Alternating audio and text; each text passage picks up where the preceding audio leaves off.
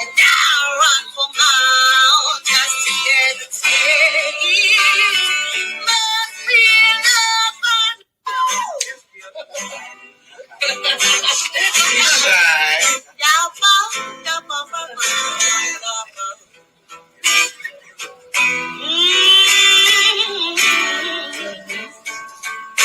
and you got me like, ow, yeah.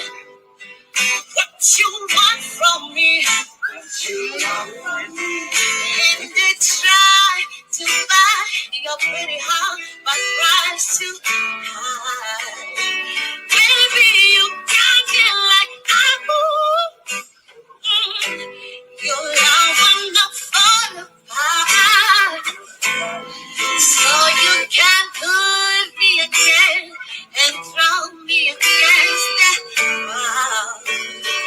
Baby, you got me like,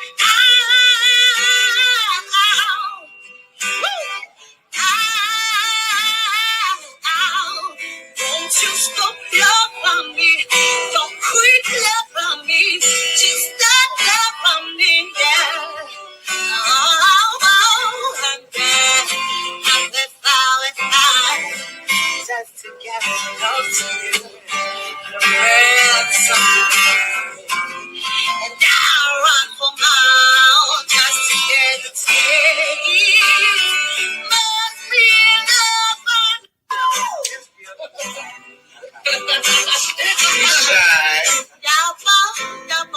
This is Black Titanic. Hit that like button, share and subscribe. From me, and they try to buy your pretty heart, but price too high. Baby, you got me like, your love will not fall apart. So you can put me again and throw me against that wall. Baby, you got me like,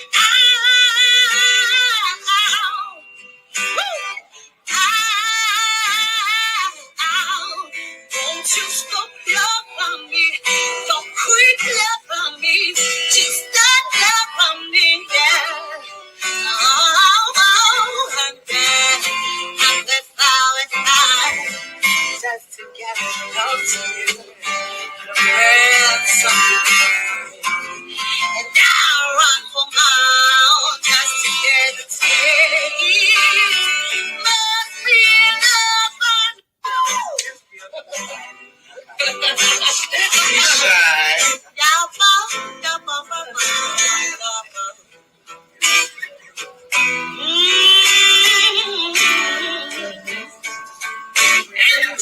Quit hiding in the bushes now. Come on now, hit that like button, share and subscribe now. I know you peeping.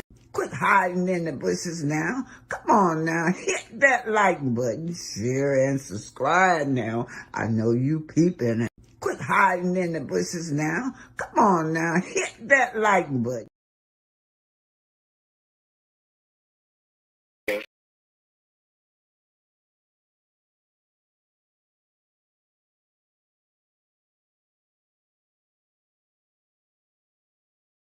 From Pinky. But look what's going on. We're going to have membership only. And in this membership only, we're going to have a book club. Yes, a fabulous book club. It's going to be reading in the chapters of Black Titanic. You're going to read about your ancestors. You're going to learn a lot about history that you don't get in the book. But anyway, you guys, sign up now. If you want your book, you want to be part of the book club, you got to sign up now. You got to start purchasing your book. It's $15, you guys. That covered.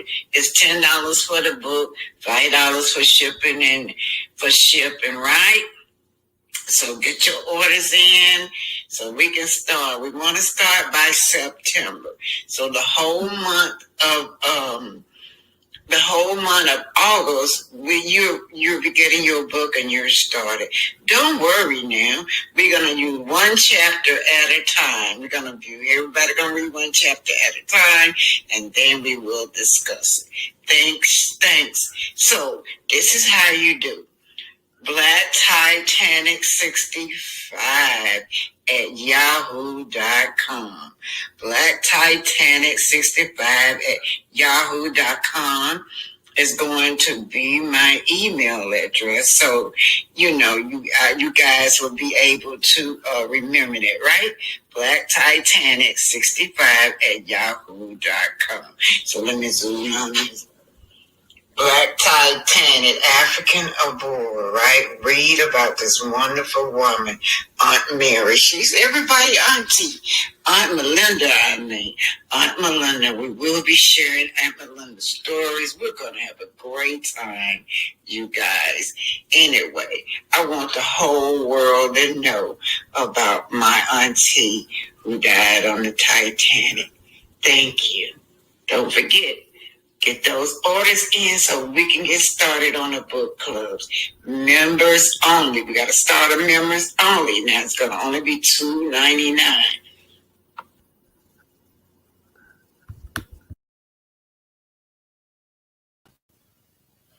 Hey, welcome to the home of Black Titanic. Yes, how you guys doing? Grand Rising, everyone. Yes, is Pinky still in the house? Pinky, I have to give it to you. You just fresh out of surgery and you still trying to hang on in there. So everybody, while y'all in the chat, wish Pinky well. Get well soon, Pinky.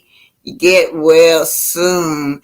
And also, I just like to say that is so much going on in this YouTube street, right, y'all?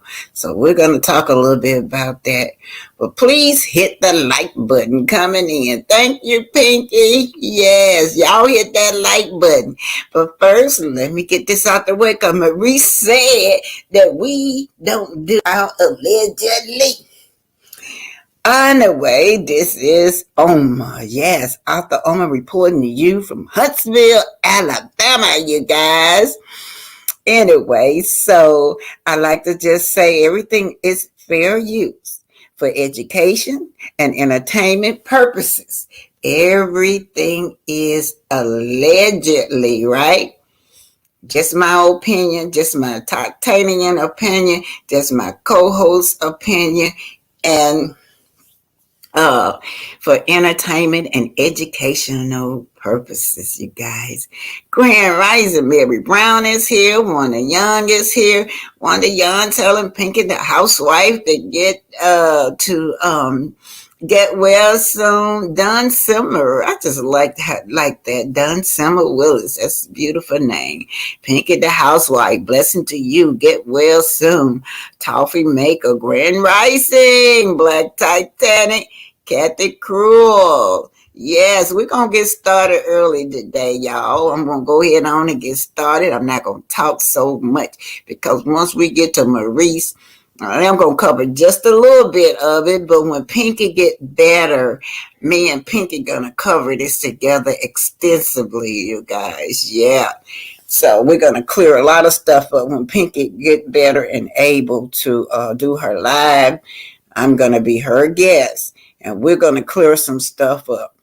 But meanwhile, you guys, I'm going to just touch a little bit on Maurice. Not a lot. I'm just waiting on Pinky to get better.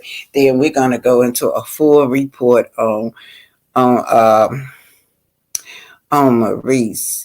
Vivian Allen. Hi, BT. Checking in from Jamaica. Hey, Allen is my family last name. Miss Vivian, you think you related to us? Yeah, Allen's is part of a family last name, you guys. Yes. Grand Rising. I got to check into it. I got some relatives over there in Jamaica that don't know about it. Y'all don't know. We just don't know, do we, y'all? Our relatives scattered all across the continent. Don Simmons say, hey, Miss BT, thank you. Love y'all too. Yeah, y'all, I don't know who Maurice talking about. Maurice, this is to you. You talking to the content creator, but you name no names. Now, a good lawyer know that you can't go in the courtroom and try to prove a case, and you get up there and tell the judge, "Well, I don't have no names." You got to know the time, place, name, person, date, what the event is, when did it take place, person you talking about, God knows. But let me tell y'all something about the good old Uncle Festus. Uncle Festus is being talked about more than he ever been talked about. So, Maurice, if you talk about the good old black Titanic here, that black Titanic, if that's me you're talking about, well, I did you a favor because ain't nobody never talked about you this much. You owe me a paycheck. I'm not suing somebody. You owe me, Maurice. You ain't never been talked about so much. So if you referring to Black Titanic, you gotta write me out a check. Cause honey, I got you trending all over the internet. Ain't nobody never even looked at you. Melody even told you. The creator of the show, y'all know this bad when the creator of the show tell you, and you on her show that you the least talked about, the least everything on the show. So I done made this man famous, and he got the nerve to talk about suing somebody. Then you should be up there saying, I'm grateful. Grateful to y'all bloggers for mentioning my name. I am grateful. But no, what you do, Maurice, you come on live talking about you suing these bloggers. I don't know if you talk about me or what. You didn't mention no name. You ain't mention no name, so if you ain't mention no name, you ain't talking about me. But I just want to say, if it were, you famous. Write that check. Give me that check, boy. Y'all know Maurice ain't never been talked about this much on the internet. Let me tell y'all, last night and night before that, everybody talked about Maurice, and I'm like, oh my God, damn, Maurice, you got it all wrong. Look at how you trending. Uncle Fester telling me something, he's a great lawyer. Yes, great lawyer, got a reputation, he said. What? And then y'all know what? We can only go about the reputation that you put out, Maurice. You put out season after season after season that you were a sex fiend. Yeah, that's your reputation that you done put out now. Now all of a sudden, a few days ago, you saying you this great lawyer. Why haven't we seen it? Why haven't you showed that? Because only thing we know from Love and Mary Huntsville that you're a pervert, a sexual predator, allegedly.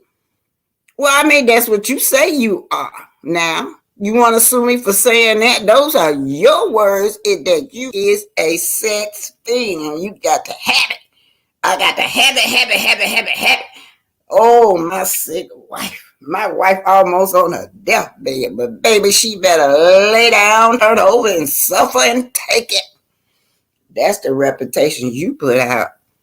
And another reputation you put out is your disconnect with your son. Your disconnect with your son. Yes, that too. Yeah, unfit father. Allegedly. Oh, what we see, your wife has to do everything for your son. Another image that you put out, you talk about the image now, Maurice. I'm talking about what you putting out in the atmosphere on TV. Another thing that you put out, Maurice, is that you're a deadbeat husband. You don't help your wife around the house. You won't clean, you won't mop, you won't cook. All you want it to be is sexually perverted. That's all you want. That's all she good for. Like she a slab of meat over there. She property. Yeah, she don't have no say-so in a relationship. Lay over, woman. Lay over there and suffer. Baby, I just had my chemo, baby. I don't feel good. No, you got to do this for me. Never mind your feelings. Just lay over, turn over, and suffer through it. That's what he put out. In another case, y'all, this is so funny. This is so funny. When I was in court with I popped up in court and my soul came through there late. Y'all know Mr. Smith. He came through there late. He gonna represent himself. But then he had the nerve to tell the people that talk about this man stepping in the courtroom to represent him in that courtroom. Now I was there. I heard that. And, Maurice. My brother is a lawyer. Yeah, when the judge told him he need a lawyer. Now, Maurice, can you step in the courtroom? You talk about all your cases. Can you go in the courtroom?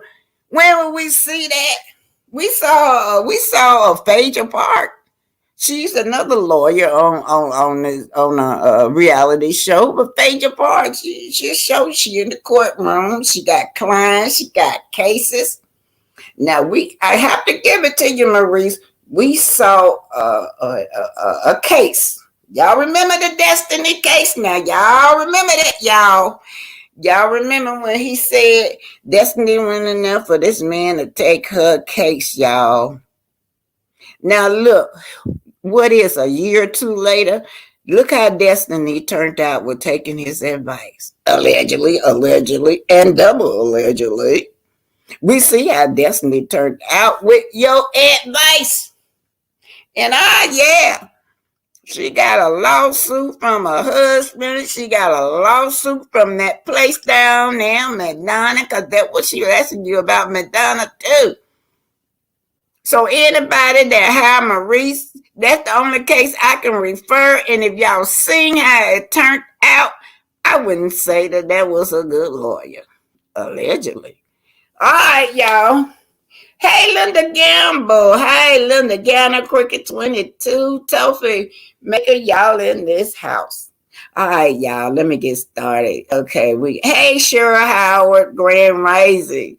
Thanks for hanging out with me that midnight hour the other night, Cheryl. I tricked a lot. I couldn't sleep for nothing. I'm here in Huntsville, and he kind of threw my sleep pattern off. Y'all know you ain't at home. It's just you don't sleep like you should. Okay, now let's get to the real stuff. We're going to get to Maurice a little bit later because I know when I get there, y'all got a lot to say. Now, Cheryl, I'm depending on you to come up because me and you going to talk about Maurice a little later. But let's get to, hey, Patricia Ellis Robin, and who said that, and Kathleen Forward. Welcome. Today, y'all know I start out with my Black history. Y'all do know, do anybody remember the 4 little girls? It actually was a 5th one, y'all. Down there on I think it was 1963 or 1964 when they bombed that church and killed all those little girls. Well, it was 4 of them died. They always say 4 little girls, but it was actually a 5th one. The 5th little girl survived, y'all. And so that's what I'm getting ready to play now.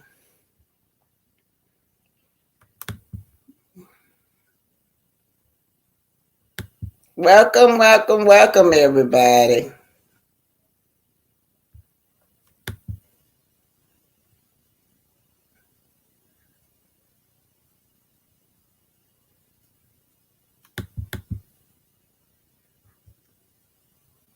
Hey, y'all, it's really chilly here in Huntsville. Woo, it's chilly. Very chilly. Oh, God. Oh, yeah, thank you, Mary White. Let me put this up there. I put the wrong thing on. Anyway, hello, Patricia. Hey.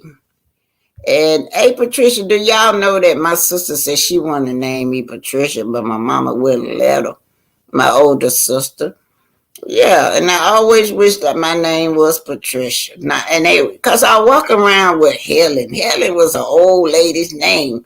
I mean, I done grew into my name now, but can you imagine a 6-year-old running around there, people calling her Helen? What's an old lady's name? All right, here we go, y'all. On the stage, this is the four little girls. I got on my, let's say, push through. God said go. Most of all, I like that diamond right there by Melody. But I just left Martel Hope's property, you guys. I'm just down the street from it at this local pub, you guys. Anyway, he and Bedbug had been seen and spotted out at Publix down there in Madison's on Hughes Road. But I just want to say to you, Martel, to answer your reply when you talking about how women need to stay in their place, you don't get it, do you? Push through because God said so. Remember, God told her to go, told Melody to go. That's one reason you do not have a family right now, because of your attitude.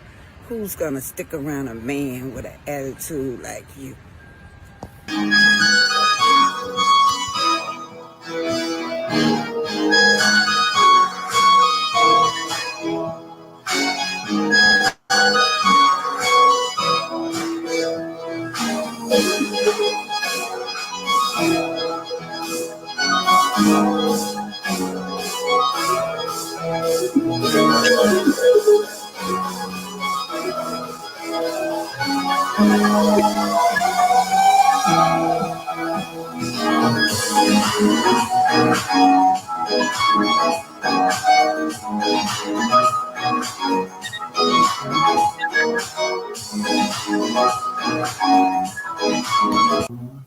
Indeed, this is a four little girls. Now, there's a story behind this, the four little girls. And I want y'all to take a look at this. Then at the end of this, I'll tell y'all the story, the tragedy story that happened to me on the four little girls in Birmingham, Alabama. Y'all know Birmingham and Bessemer is basically the same, y'all. So when you talk about Birmingham, you're talking about Bessemer. They just connected right on top of each other. 58 years ago today, on the morning of Sunday, September 15th, 12-year-old Sarah Collins and her sister Addie Mae Collins were preparing for a youth day service at the 16th Street Baptist Church in Birmingham, Alabama. They were with their friends in the ladies' lounge in the basement when an explosion suddenly ripped through the church. A bomb planted by white supremacists had detonated just outside the lounge, shattering windows and blowing a gaping hole in the side of the building. The blast was so strong it destroyed the cars parked along the street and was reportedly felt as far as 3 miles away. Most tragically, however, it took the lives of the 4 young girls with Sarah Collins that morning, including her sister, Addie Mae. It was so gruesome that the body of one of the victims was so mangled, she could only be identified by her ring. And though she was only feet away, Sarah Collins somehow survived. Not only was her life spared, but she remained standing through the blast, badly injured, but miraculously still standing. A photographer for Life magazine captured this haunting image from her 2-month stay in the hospital, where doctors removed 24 shards of glass from her eyes. Wow. Lone survivor of a most heinous crime. Remember, 1963 was a momentous and dangerous year in the struggle for civil rights. The March on Washington had taken place just weeks earlier. And just months before that, in June, civil rights activist Medgar Evers had been assassinated in Mississippi by a member of the Klan. But the backlash was especially violent in Birmingham under Governor George Wallace. It's where Bull Connor unleashed police dogs and fire hoses on civil rights demonstrators that same summer. On top of that, the city had seen so many racially motivated bombings by then, it had earned the nickname Birmingham. But the bombing of the 16th Street Baptist Church was the first of those attacks to claim lives. And though it gained national attention, it took years for murder charges to be filed against the suspected perpetrators, all of whom were devout members of the Ku Klux Klan.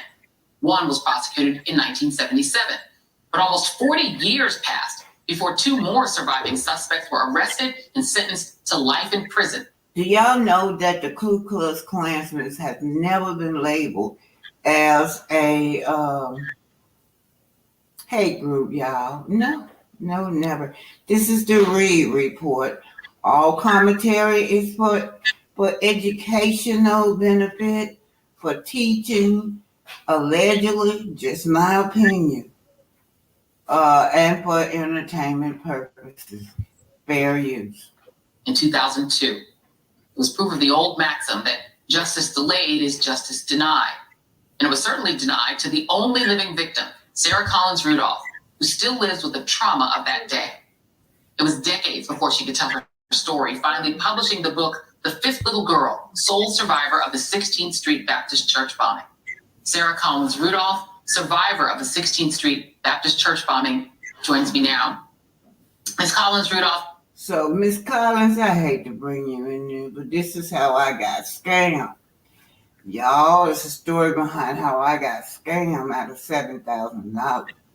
Was this lady told me she was writing Miss Sarah Collins her book, and that she was doing a movie. She was a producer. So because of Miss Sarah Collins, this woman don't know me, y'all.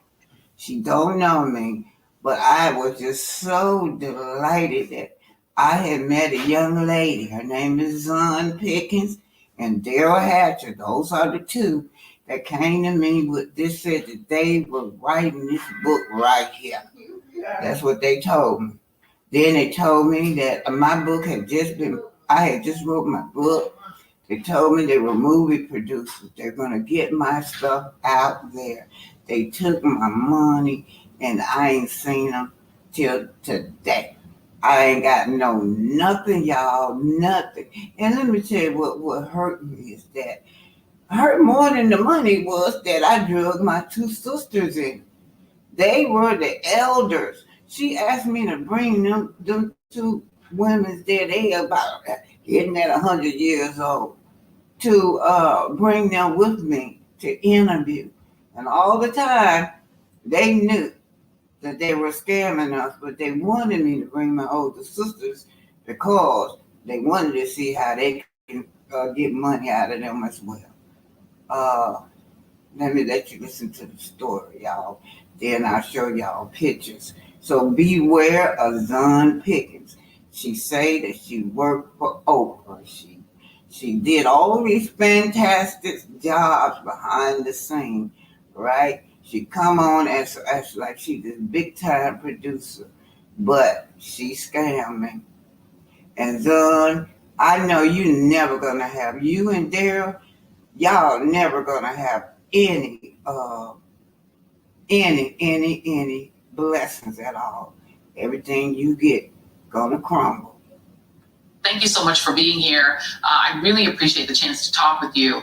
And I hate to start this way, but I would ask you if you could just recount for us that day and what happened in the basement of that church.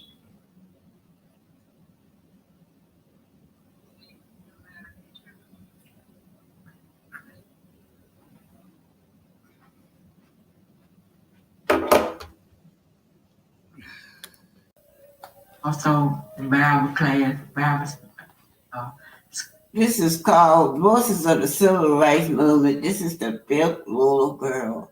Again, this content is for educational, entertainment purposes. Just my opinion. Everything is allegedly and fair use. This is the survivor. Now, one of her sister passed away, but her eyes was damaged, so she is blind.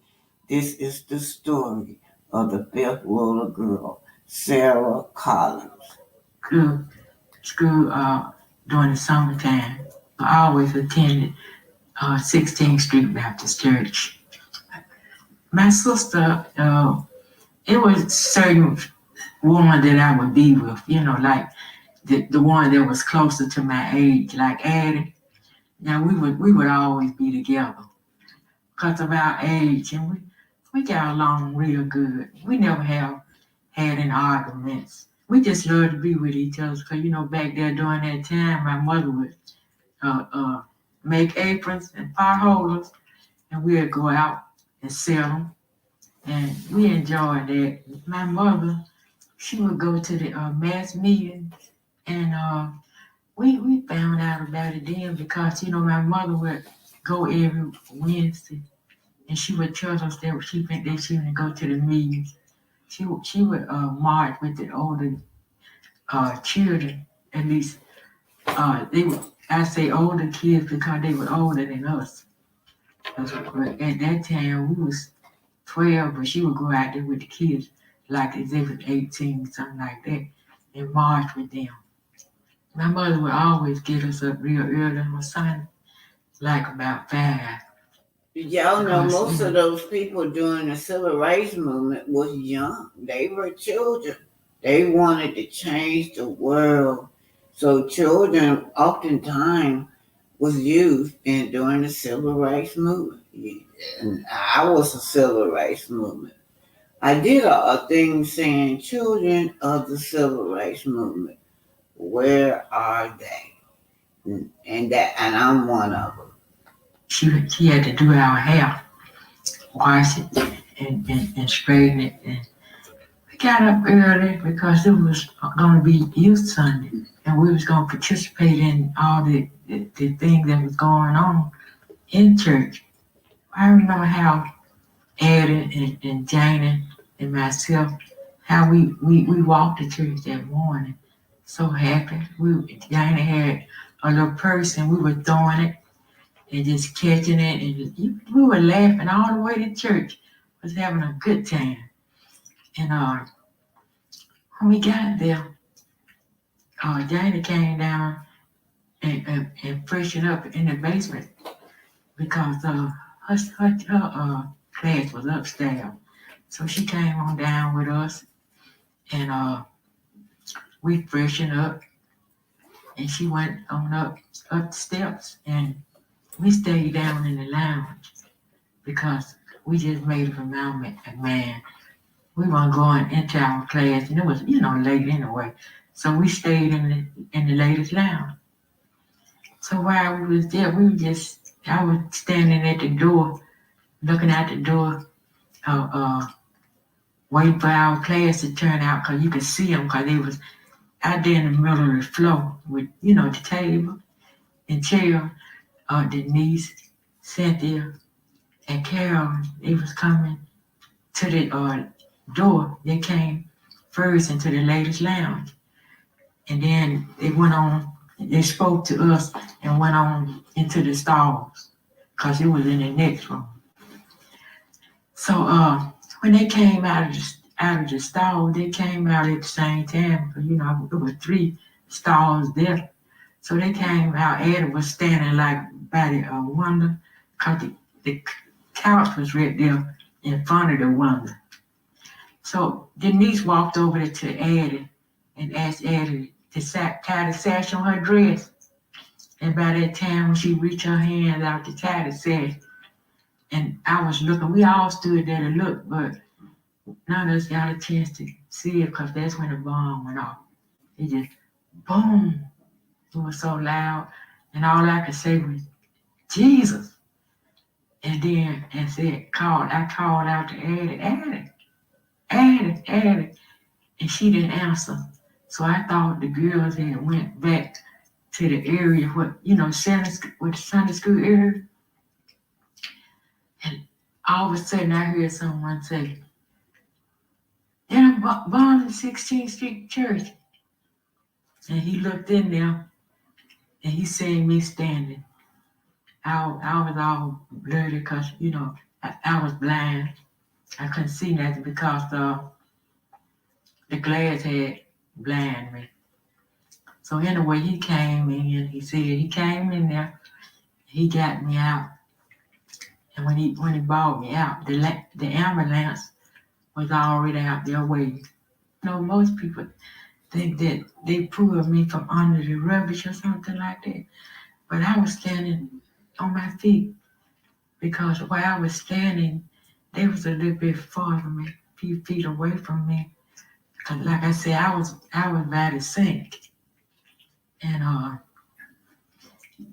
when he came, he picked me up in his arm. He just took me out. and that the ambulance was waiting, and they rushed me to Hillman Hospital. And when I got there, it was somebody that said that. Hey y'all, that's where I was born at, in Hillman Hospital, Birmingham, Alabama. That's where I was born at. I don't know who it was, but they said the doctor wasn't in. The eye doctor wasn't there yet. And I laid there on the cot for a while. And that's when Janie came in. That's my sister, you know. She came in and she said, I asked her, I said, where's Addie? And she said that Addie had hurt her back, but she was going to come and visit me tomorrow. So I said, okay. And they rushed me on into surgery. And when I came out, that's when I found out really that all the girls that was in there with me was killed. I was the only one that survived. No, I didn't really know that I would see. I just had an idea that maybe that I wouldn't be able to see as well. But when they let the patches stay on my eye about a week, and when they took them off, that's when the doctor asked me, what do I see out of my left eye? And I said, I see a little light. And when he took it off my right eye, he said, what do you see? I said, I don't see anything. So I was blinded. I was blind in my right eye. I was really feeling sad. And I was just wondering why were those girls killed? They were all sweet girls, you know, and just real sweet girls. We would get along in class, you know, in Sunday school class. And that's all I could do, but just wonder, why would they kill them? So it say the Klansmen that killed these girls went free for 39 years. Addie Mae Collins, Carol. They had 2 Carols in the group. They didn't do anything to get killed. There was a few people from my church came to visit Cynthia, me. Addie. Pastor John. Let me see. Cynthia. We're going to do this justice.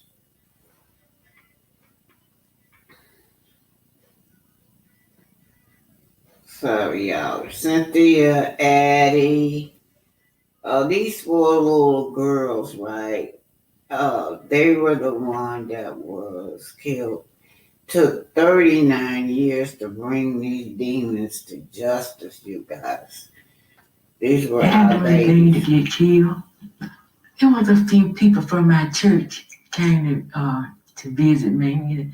Pastor John Cross, he came, and a couple of more people, but it wasn't in like a big crowd would come in. I had a few visitors. And so when they tell us that they want us to forget about our past, how could we? We still have a lot of people living.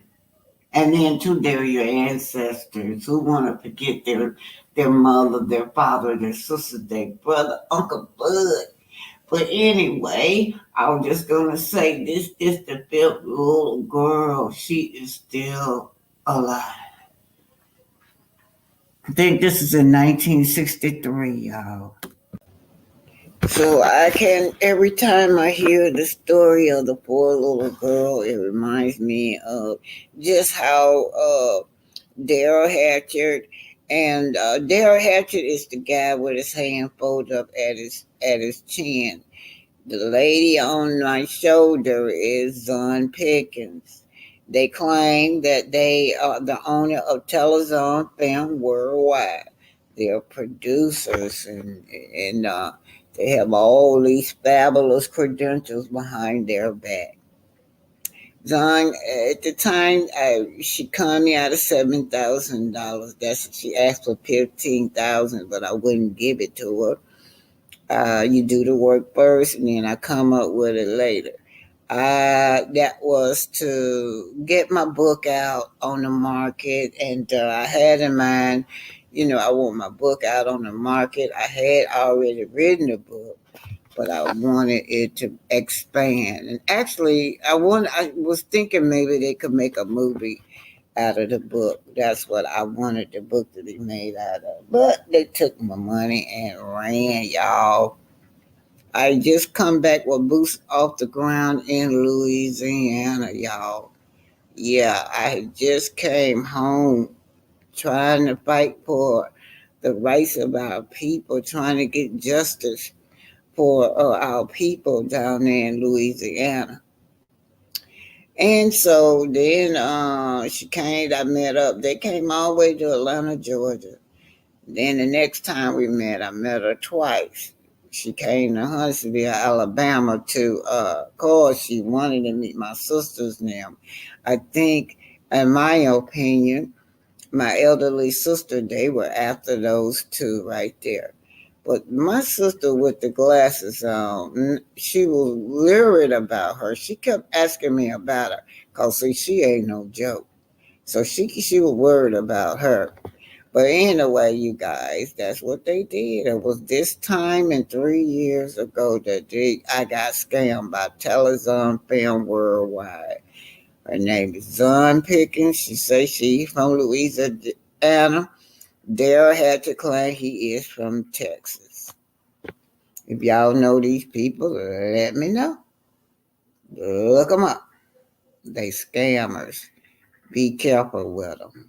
Oh yeah, how I met her is that off of Facebook friend, another elderly lady that I respected, and she said she called her daughter.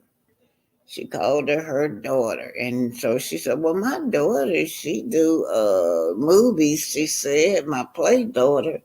And so I took her word for it because she was my Facebook friend.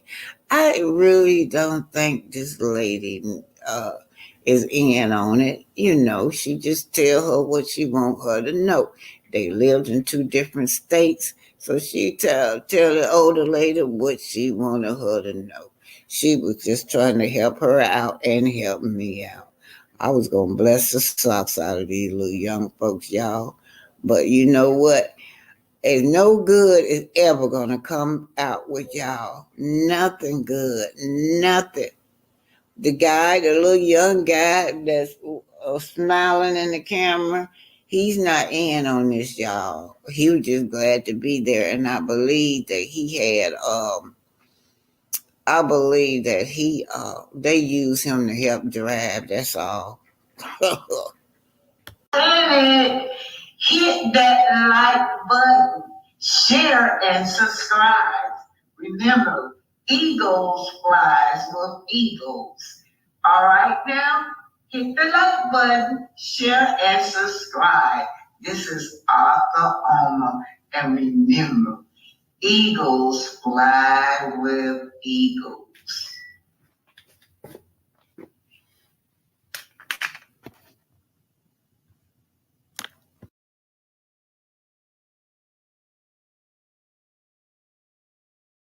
So you guys,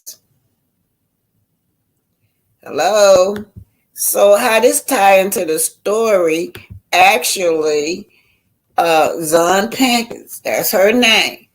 Telezon Film Worldwide is how she represent herself, and she was one of Oprah Winfrey's alleged producers.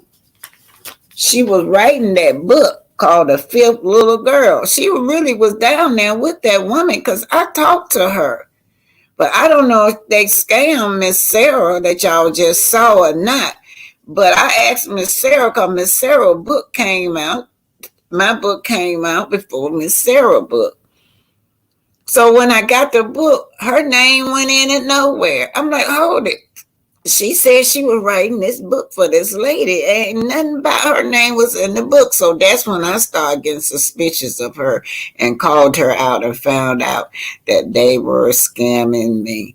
And Miss Sarah, bless her little heart, I didn't go into details with her because, she's already suffering from trauma over that. And then she had these predators. They was after Miss Sarah because they were down there in Birmingham all the time after Miss Sarah. I don't know the backdrop of Miss Sarah's story, what they did to her. I don't know.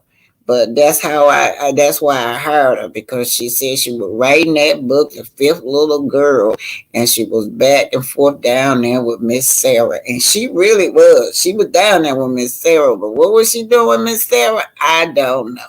But I felt like them that they praise on the elderly.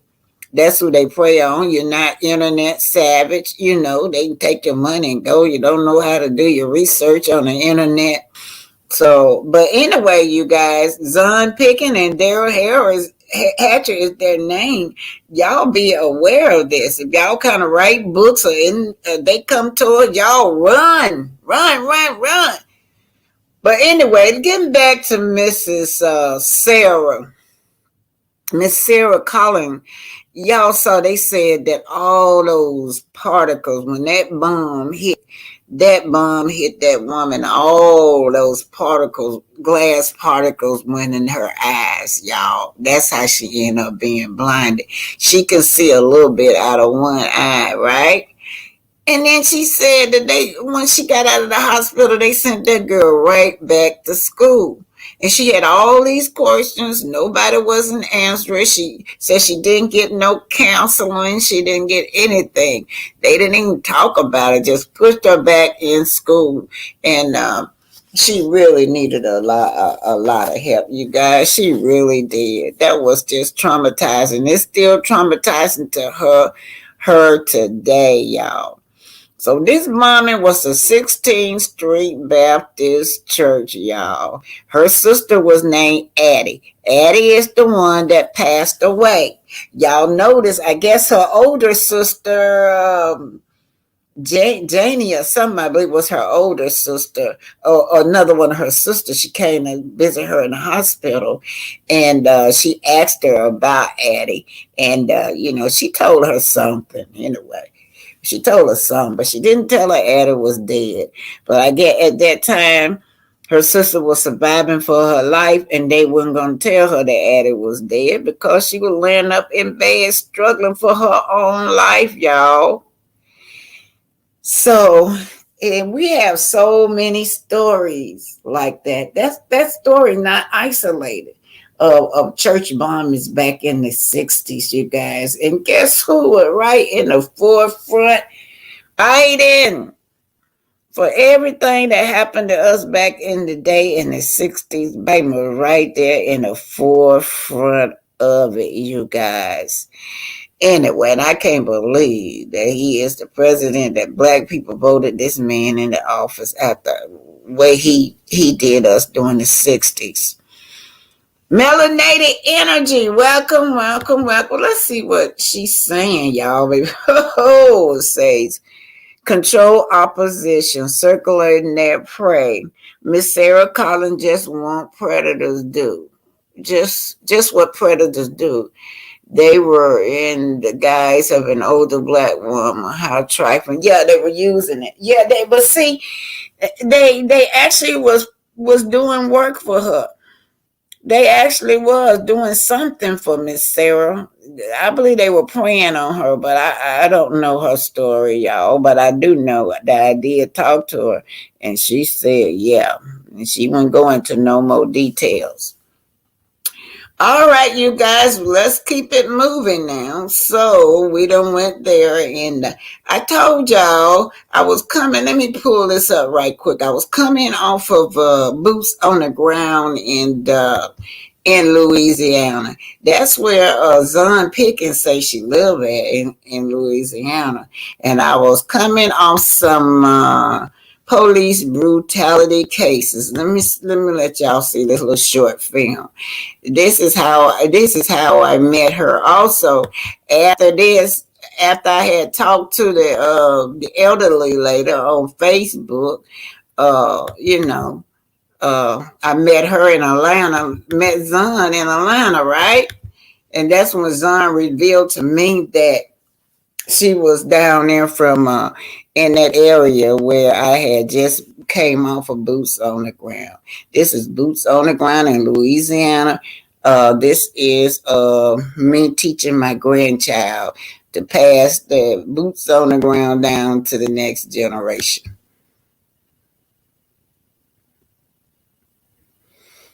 I'm here with Black News, Black Media, Black Titanic, and Lafayette, Louisiana. So we're here in Louisiana, and we're here with In Fact. With Grandmaster J. Okay, now turn it that way. You got them. Come on. I know, Grandma.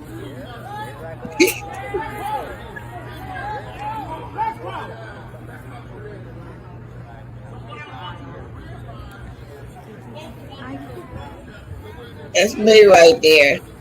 That me.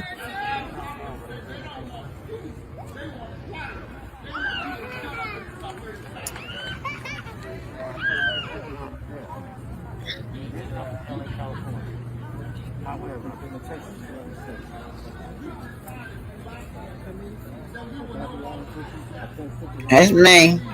Police brutality cases.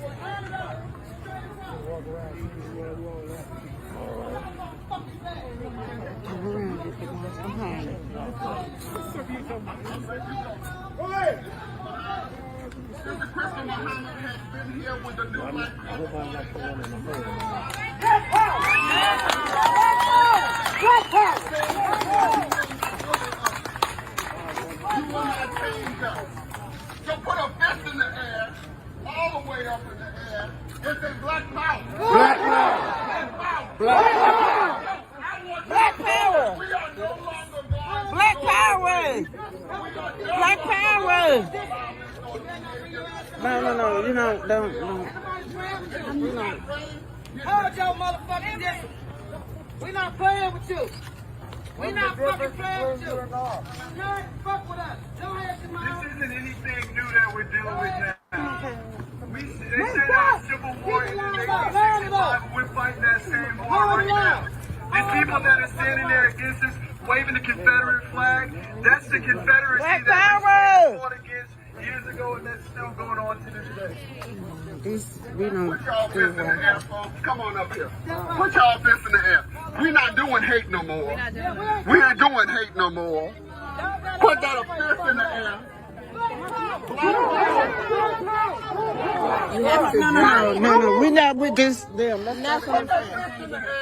We no longer are going to be bullied. And yeah, so that's why I had just came from Lafayette, Louisiana. Mary White says she got family in from Louisiana. Yeah, they were doing a whole lot of killing down there. But anyway, you guys, let me read some of what you guys are saying. Mary White said, I'm from Louisiana and I have family from Lafayette, Louisiana. And that's exactly where we were at, in Lafayette, Louisiana. That was when the gentleman that got drugged by the police, y'all. I mean, when I say drug, they tied him up against the car and drugged him. Yeah, and then when they took him to the emergency room, he didn't die right away. They claimed he was in a car wreck. But when you saw that car barely had a bump on it, so you knew that he was not in no car wreck.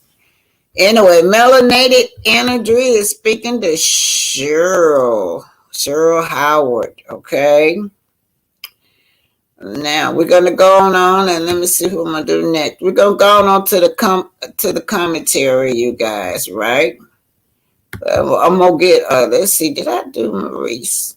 Okay, Maurice on my phone, y'all. Let me get him out the way, and then I do my commentary. Oh, wow, $10 super sticker from Empowered Woman. Yes, and I think, did I get a super sticker from Pinky too? I'm not sure. Anyway, you guys, this is Maurice, y'all. He full of bull. This is Maurice, y'all. Let me put it on. Turn it up, Maurice. Full of shit, man. Uncle Buster got to say. Oh, Uncle Buster. Hold it. Very serious. I've recently run across a blogger who's been putting false information out there, and I want to make sure that no one is misled by this information. First of all, my name is Maurice Scott, Maurice Jefferson Scott Sr. And if you're going to do research on a Maurice Scott, make sure that you're researching the right person. I'm Maurice Jefferson Scott. I do not have a criminal history. I've never been arrested. I don't have anything more than a citation or a traffic ticket. That's the most I have. Citations and or traffic tickets. That's the very most. Never been in handcuffs. My reputation is something that I'm very, very proud of. And I'm going to defend it. What reputation? Let me tell you something. You on a national platform acting like you are a pervert, a sexual predator, allegedly. It's coming out your mouth. You a sexual predator. That's the reputation you put all across the internet. Your wife got to give it to you over and over and over. And even though she dying, she almost dying up there. Just turn over and suffer and let me have it. That reputation, season after season after season, that's the reputation that you've been putting out there, Maurice, that you are a sexual predator, that you are a pervert, allegedly. Now, these your words, not mine. Your words. You the sex fiend. Keep it going. That's your second thing is, I think that we really need to separate some of this reality television from reality, okay? And there's an issue that sometimes if we don't see it on reality television, then it's not real. However, I'm an active practicing lawyer. So I'm not going to play about my law license. That's another thing that Where do you practice at? Now, we want to go, you said credit one, right? Yeah, credit one, yeah. When will you say this? 6 to 8 seasons. Now, all these seasons you never came forth and came forth and talk about black excellence. And like you this famous lawyer, you got to go in the courtroom. Well, you need to step it on down in the courtroom down there with Zingard. You need to step it on down there in the courtroom with Manhattan drilling and blasted mahogany, however you pronounce that, with your brother and his wife. Now you need to apologize. You want somebody to apologize, you need to apologize for bringing you and your wife bringing Basement Billy on the internet behind Mel's back.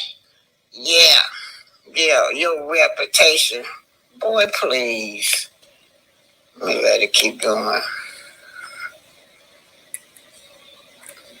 And keep going. Ain't talk about nothing. my first time with flying colors. So not only am I an active practicing lawyer, I have multiple cases. And it's not just in Alabama. I have cases that are co-counsel. Well, let's talk about the one case that we have seen. We ain't seen that, but we saw Destiny talking to you about helping her out. Now we see the results of it, y'all. She was arrested in the end, put in the slammer, and judgment all against her. Then she had to go through court, but she went to you for help. That's how you solve your cases, bro. Oh, Lord, y'all, that's the only case we know about it. Y'all know how that's the end up, allegedly. Counsel in other jurisdictions, as states as well, okay? So just want to make sure that you guys understand I'm going to protect both of those. So this is one of the things that I want to encourage like bloggers to do. Do a little better research before you attach someone's name to a criminal history. It's very important that you do your homework. It's actually reckless and dangerous if you don't. Some of the allegations were extremely, extremely dangerous. Attaching my person to that criminal enterprise puts not just me in. Well, you already living in a criminal enterprise, allegedly. When are you gonna apologize for your brother and his wife? Y'all running a criminal enterprise, allegedly. We're talking about that lady, Miss Joy. Are you gonna apologize for that? Talk about Bud. Talk about Zen Guy. We talk about all these criminal issues that they claim that your brother do is frauding, going around town, frauding everybody, frauding business, frauding people. When will you apologize to us for that? Man, get out of my face with this bullshit. Yeah, danger. Because there may be other people that were involved that think that now I'm that target. So it's not just me that you might put in danger. You might also put my family in danger. So this is something that's very, very serious to me. Even further, I normally don't get on social media and go back and forth with bloggers or try to correct narratives or whatever. But sometimes when, we can't separate reality from reality television and lines that get crossed, then I'll actually step in and address this. So, in closing, I'm very, very proud of my reputation. And I spoke to Carlos King earlier. Y'all hear that? He proud of his reputation. Now look, you put that out there to the public that you were a sexual fiend. You this sex fiend. You put that out there. You this inconsiderate husband. You this inconsiderate dad. You put that out there on TV, making your wife sit, wait on your hands and feet, hand and feet. That a crying and shit. You don't care. Just lay over and just suffer for me. Sex fiend. Sex fiend, allegedly. That's what you put out there in the air. Now you all of a sudden want to come back to the fans and talk about your immaculate reputation that we never heard of. We never heard this side of you as being about a lawyer. We know that you supposed to went to law school, but you never came forth on TV and talked about your cases or what you do. All you ever talked about is that you were a sexual predator. Yeah. Allegedly a sex thing. That's what we know you as on TV. Carlos said, maybe before you just actively just sue him, how about you give him an opportunity to retract your statement? And I'm going to go even one further, all right, because that's actually a good idea. Being in this business for as long as Carlos has been in business, he's seen all kind of, stories and narratives and everything else, but how a lawyer gonna go to a movie producer? Shit. And I want a public apology for those two situations. Anyone that's speaking negatively about those two situations, I'll give you 10 days. Take the stuff down, and I want a public apology behind it because it's false information, and you could have done a much better job. And it was called into question many a times. On your own post, it was called into question the accuracy of the information, and you recklessly disregarded that information. You also posted it multiple times, and you shared the information as if it was true. What I will tell you is this: I'm very, very serious about this, and you will find yourself on the opposite side of a lawsuit, and you'll know that not only am I an attorney, I'm a good one. Yeah, Maurice. Yeah. Well, Maurice, that ain't what the public's saying. We got people coming for say you took their money, Maurice. Oh Lord, let me shut my mouth. Allegedly, and allegedly. Let's read this, y'all.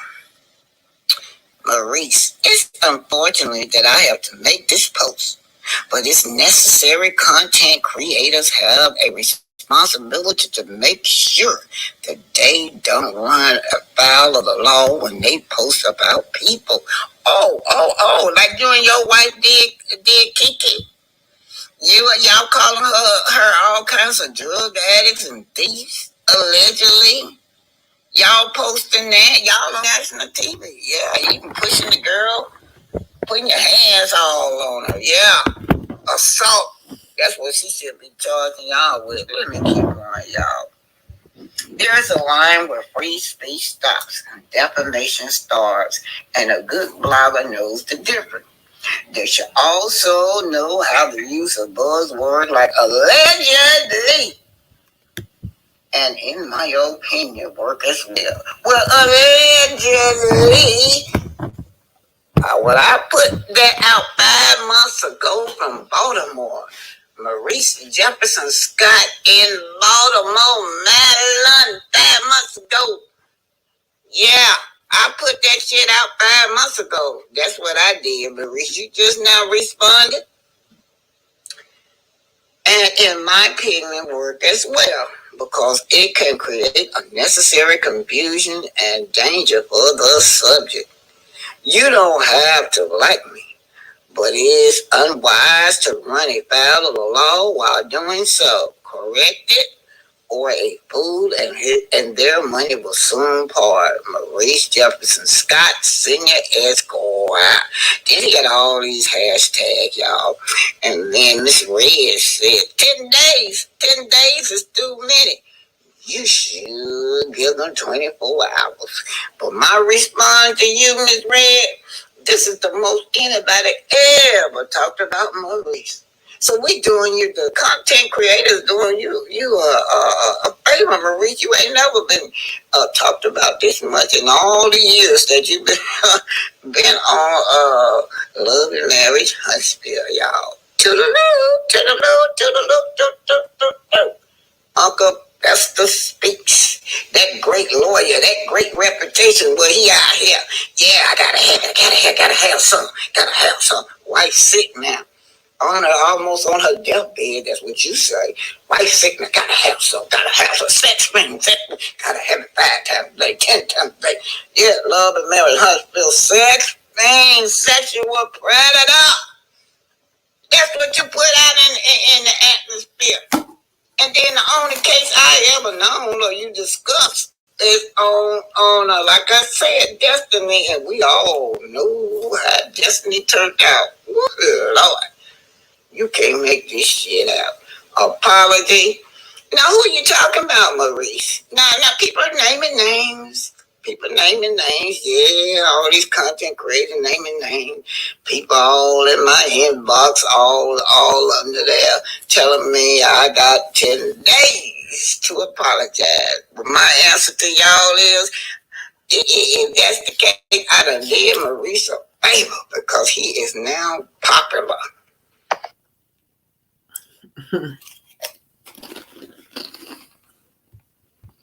All right, y'all. Take it down. These got to.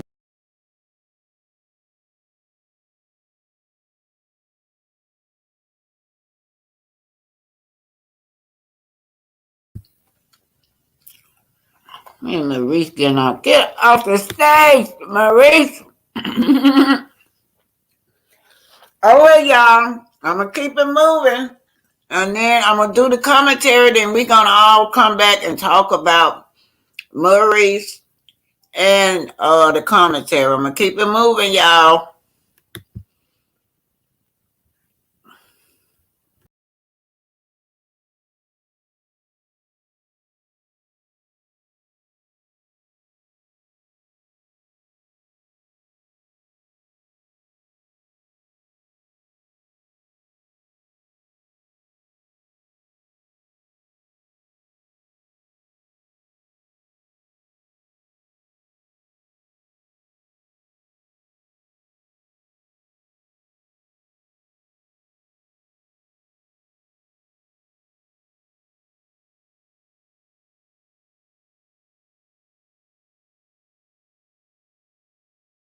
And subscribe. Remember, eagles flies with eagles. All right now, hit the like button, share, and subscribe. This is Arthur Omer, and remember, eagles fly with eagles.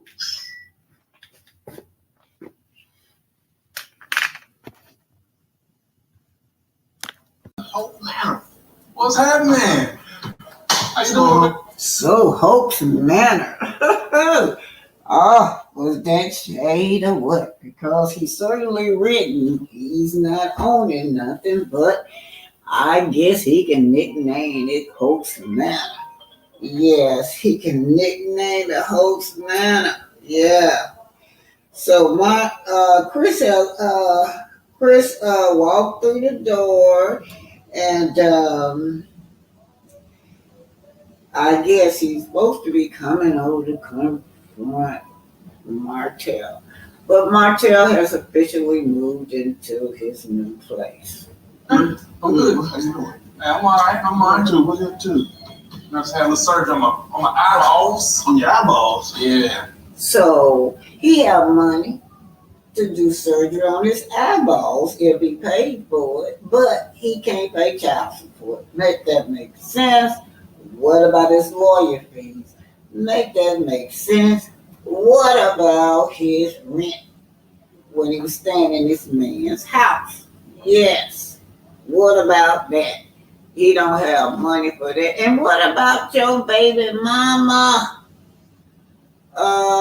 What about your baby mama? Those braces in her teeth. We've been watching her for the longest. So when will you have those braces taken out of your mama's mouth? Since you got all this extra money, trying to look good, trying to go back, look young again. But see, his lifestyle caught up with him, got him looking older. But guess who he blamed it on? Oh, of course, good old Nell. If Nell hadn't left me, I'll be able to get sleep at night and I wouldn't have these bags under my eyes. That's probably what he would say, but when he was with her, y'all know he was sneaking off anyway. You did to your eyeballs. I had the little fatty tissue cut taken out underneath. Oh, Lord. And all them bags under my eyes. My first impression. Let me tell y'all what, pull them bags from under your eyes. Cucumbers. Slice some cucumbers and lay them on your eyes for get 2 months. It would draw those puffiness under your eyes out. It works, you guys. Cucumbers. Slice them up and lay them on that puffiness. No, I've seen Martel with the shades on. The baby mama hit him in the eye. Sheree hit him in the eye. I mean, I don't know, but finally he has moved out of my damn house. Finally, he has moved out of my house. Now, Martel gonna tell this man that another friend has loaned him their house to rent. Man, oh man, you guys, it's gonna be hard to get him out when y'all want him out. Sir, I don't know how many months. For him to move, that's great. That's great for me. It's great for my company. It allows me to be able to list this house properly now with him being gone. So, kudos to Martel for. Now, Chris, Chris said, I think y'all. Chris lost that sale because of he lost that sale, y'all, because of Martel allegedly. So he has to start all over again. Martel wouldn't get out in a timely manner, so he was losing sales. Anyway, he said he finally out, so he can finally, probably sell that property. No hassle.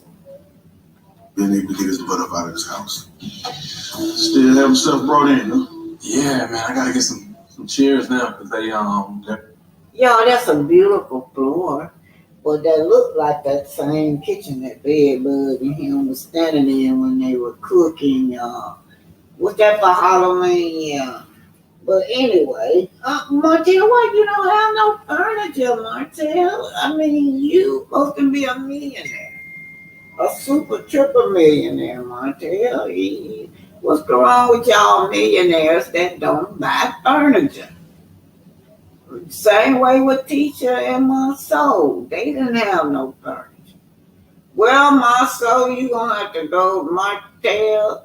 Monceau got the answer. Rent a center. Right, those dining room chairs that I wanted. Yeah. So I'm trying to get some before the kids get back. There's enough seats over there for us though to eat on. Yeah. It looks like you've been playing with Mayweather. I feel like it too, boys. I'm all swollen. I'm all swollen. How did dinner go, man? Speaking of kids. Yeah, right. So she ended up dinner. Alexis, my oldest daughter, went left. If you guys are gonna lie, I will leave. We're not gonna do this. Bye, you guys. Oh, okay, you guys. This hit home for me, you guys. And don't wait and be like me and just think that everything is okay. I thought everything was okay. My daughter, sometimes she would spend months at a time, especially through the summer when she with her dad and his new family, you guys. And I've always praised that stepmother. I always said she was a great stepmother because I felt like we were getting along very well. I mean, when her kids came to my house, she had 3 children and wasn't none of him. No, 2 kids. 1, 2. No, she had 3 children that was not his when he married her. Then he turned around and had a set of twins. Although my daughter is the oldest out of our marriage, right? Now let me set it up for y'all. We met in college, right? I had already just graduated and started working as a nurse, and he was still a student. So he didn't have that kind of money. He did not have that kind of money. We went into his own business just before we got a divorce, and then he became another status. I mean, he became wealthy. The business is really till today is successful. So when she goes over there to her father's house, that's a different lifestyle. But I never started to ask her, how did you feel? How did that make you feel? Your dad had a new family. I never thought to ask her until I saw this episode. Alexis always thinks that she was mistreated. Okay. Because materialistically, she didn't get everything that I guess the other kids got. She's like, okay, Okay, I'm not going to go into details what my daughter told me about what was going on over there, but she felt like Alexis. She said she knew she was a stepchild. She knew that. Yeah. Look, I'm saying she should have got Was she not the stepchild to her father, but with the new wife and his family. She felt out of place, she said. really got upset, so I'm out of dinner. And that just kind of ended the whole damn dinner. And nowadays, these kids, they on something else. Yeah, there's still just certain things you don't do or you don't say. Right. But you can always get your point across without being disrespectful. Yeah. So, you know what? I can agree with you, Martel. But you the king of disrespect. Coming from you, you are the king of disrespect. And you allow your ex-wife, the mother of your 4 kids to be disrespected. And not only that, do you allow her, you participate in disrespect with her. Speaking of which, he came by before the dinner and dropped some wine off. Yeah. Yep. And talked to Nell. Oh my gosh. I was like, where is Chris? Well, I mean, what happened? Because she said it got a little heated. Your wife, she do be disrespecting sometimes. Y'all see how this is a typical class book nonsense. Your wife is completely disrespectful.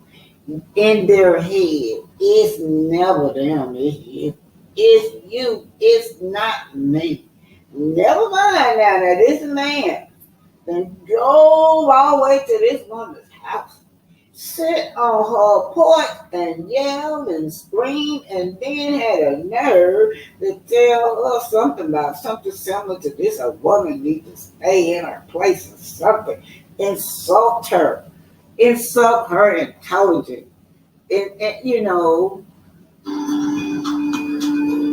Truthful or disrespectful? No, I would say it's disrespect. I would say that. the king of disrespect. Saying certain things that I feel that you shouldn't even be saying. What do you mean? There's certain things that you shouldn't be saying. Now, he already told us out of his own mouth when we first started watching the first season. You ain't got no business talking about my cheating. No business. Don't bring it up. No, Lord. Don't bring it up, Nell. Don't bring it up, Nell. You ain't got no business talking. But you know, everything gotta be good. Praise me. Like he said. He said coleslaw make him feel important like a king. I'm not for a woman to overly disrespect a man. Overly. Like, I'm gonna check her. If she No, we ain't even gotta get. No, your baby mama that you got now, she's disrespectful. Yeah, she disrespect you. Every time she get mad, she on that internet talking about you. She even said that you were a down low brother. Yeah, that's disrespect. She disrespect you all the time. You need to stop that. Because if you do, then you need to start checking bed bugs, because bed bugs always disrespecting you. For a good reason, though. Stuff that you done did to her. She coming out swinging. She gonna say the most disrespectful thing about y'all bedroom activity. Yeah, even as far as you, a down low brother. Can you hear me? Me beyond measure. You know? What you mean, checker? I mean, period. I don't care who it is. One thing about it, I'm gonna tell a woman, like, don't disrespect no man if you don't want a man to disrespect you. Was it disrespect? You know what? That type of ignorancy on TV, on this show, I don't see how Carlos King. I just don't see how he get to be the #1 producer. I don't. Because he sure do put some foul stuff on TV. All the stereotypes when it comes to black people. That's what he puts on TV. Or was it real? I mean, we just didn't want to hear. It can be real and disrespectful at the same time. She had said, he don't want to hear. He don't want to hear. Only thing he want to hear, you bashing Melody. Melody felt a certain way when you cheated on her. Like, she just had to take up for Melody for almost everything. And I'm like, dang, they didn't have to come at me like that. She gets very,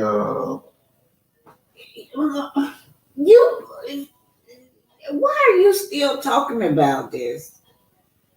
That woman divorced and living her best life. And you still stuck, Martel. You stuck. You stuck right there where she left you.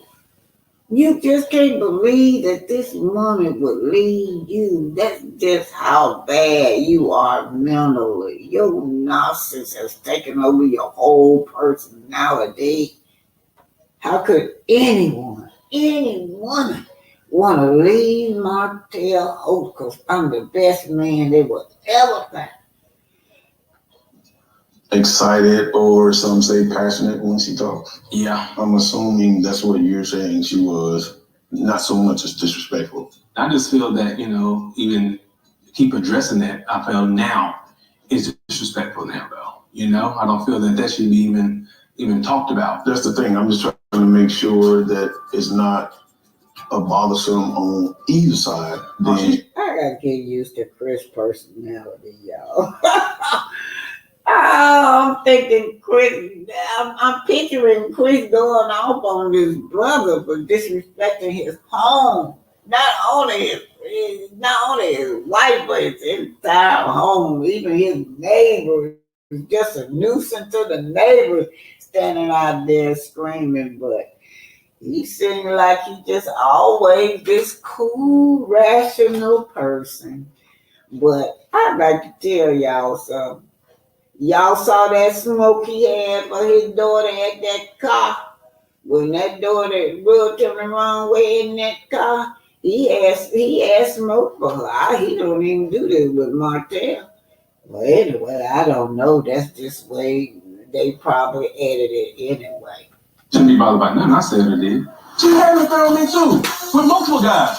I can't say I believe that, Martel. God damn. So Martel, this was before Carson Blue came and spilled everything.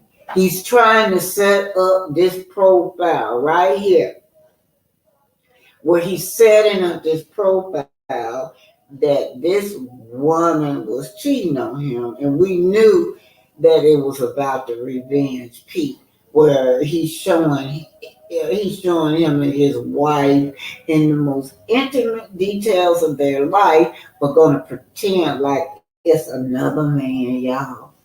You can't make this up. Then you got Bedbug that's willing, y'all, just willing her best, knowing that this is who it is. She admitted it on original Straight No Chaser that this is what was going on. He even admitted that he threatened his wife with a revenge piece. He admitted it, you guys. But what happened is that it backfired on him. But I still think that even though we know that it backfired on him in the public, he don't think nothing is ever gonna happen to him. Him and Bedbug just running around here shopping, shopping. She pretending like she didn't see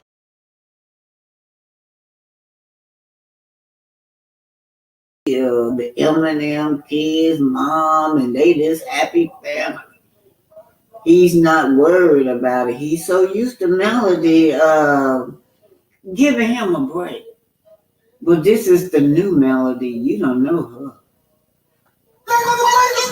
Y'all really gotta stop coming up for men so hard like y'all do, like it's okay. How about that? You come talk to me, not to her. I'm not gonna disrespect y'all. Why? Yeah, you come and talk to me.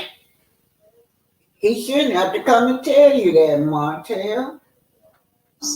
And if I disrespect them, I'm gonna be the first to call y'all, call the husband, and we all get together. If people gonna keep talking about the cheap part, and we talked about Martel Holt's infidelity, but we never talked about Melly Holt's infidelity. You know? Martel don't have another storyline. Carlos King, just get him off the show. Melody said she tired of being everybody's storyline. Now, when will you tell Martel? She done told all the Scots. Y'all lay off of me. I'm tired of being y'all storyline. She got to make the show, create the show, then they got to piggyback off of her for a storyline, man.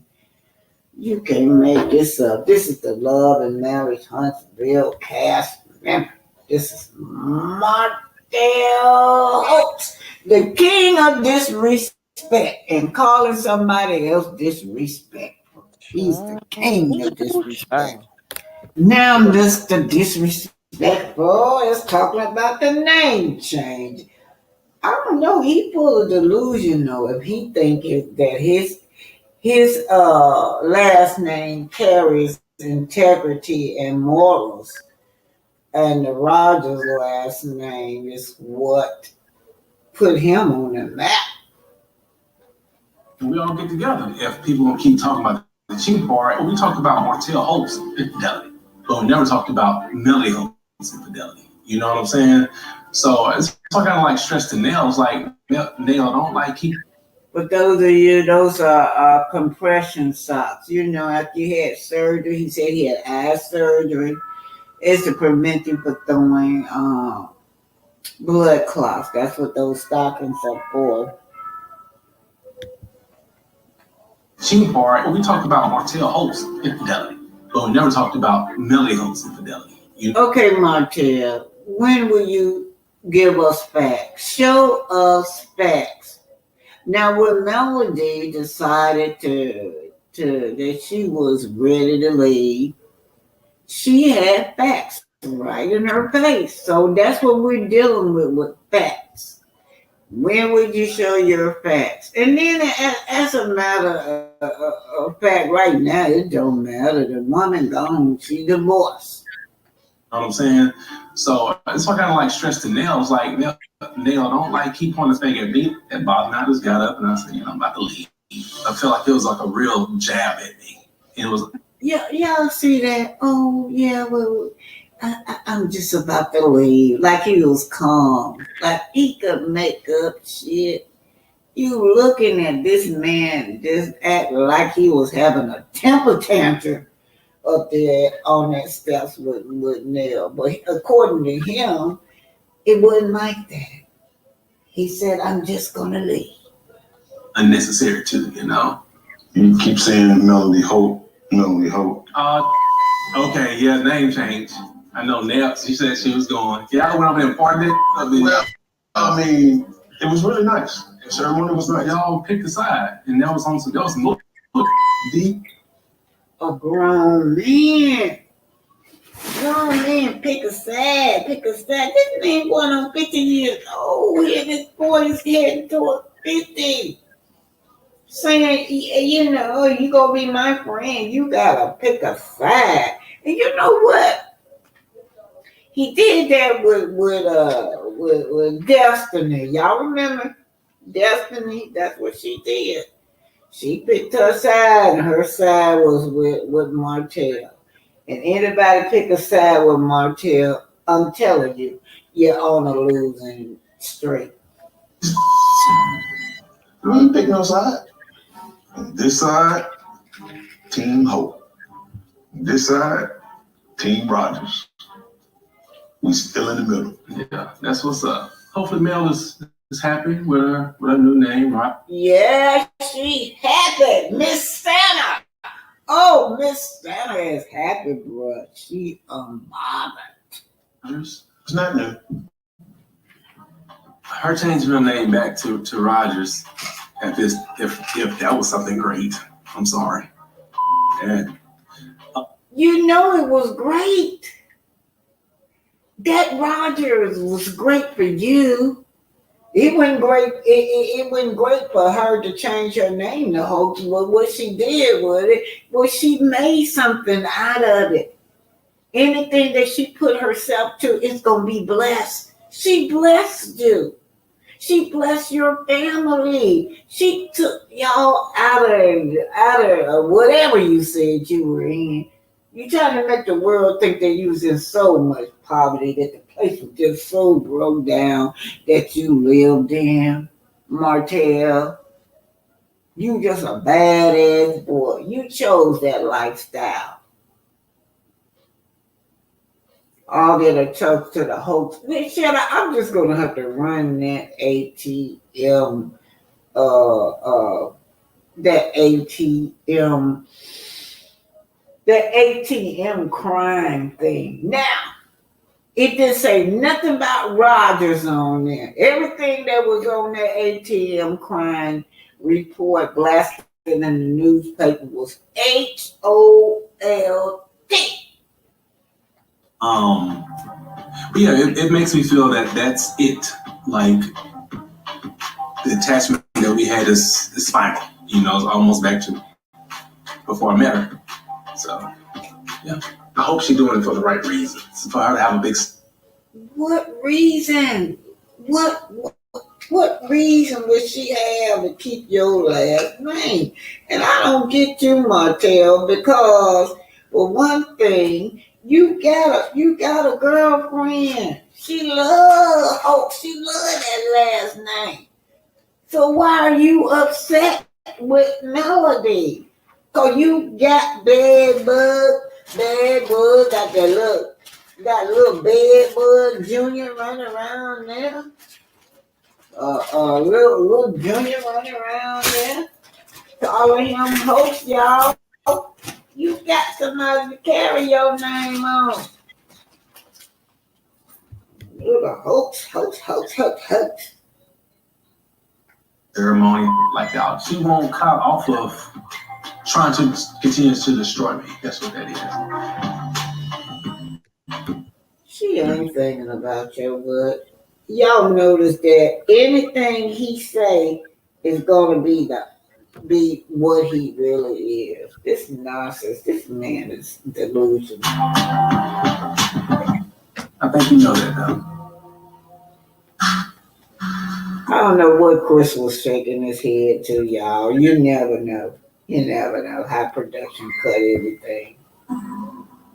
Yep. See what this is. Here comes Kenneth Scott.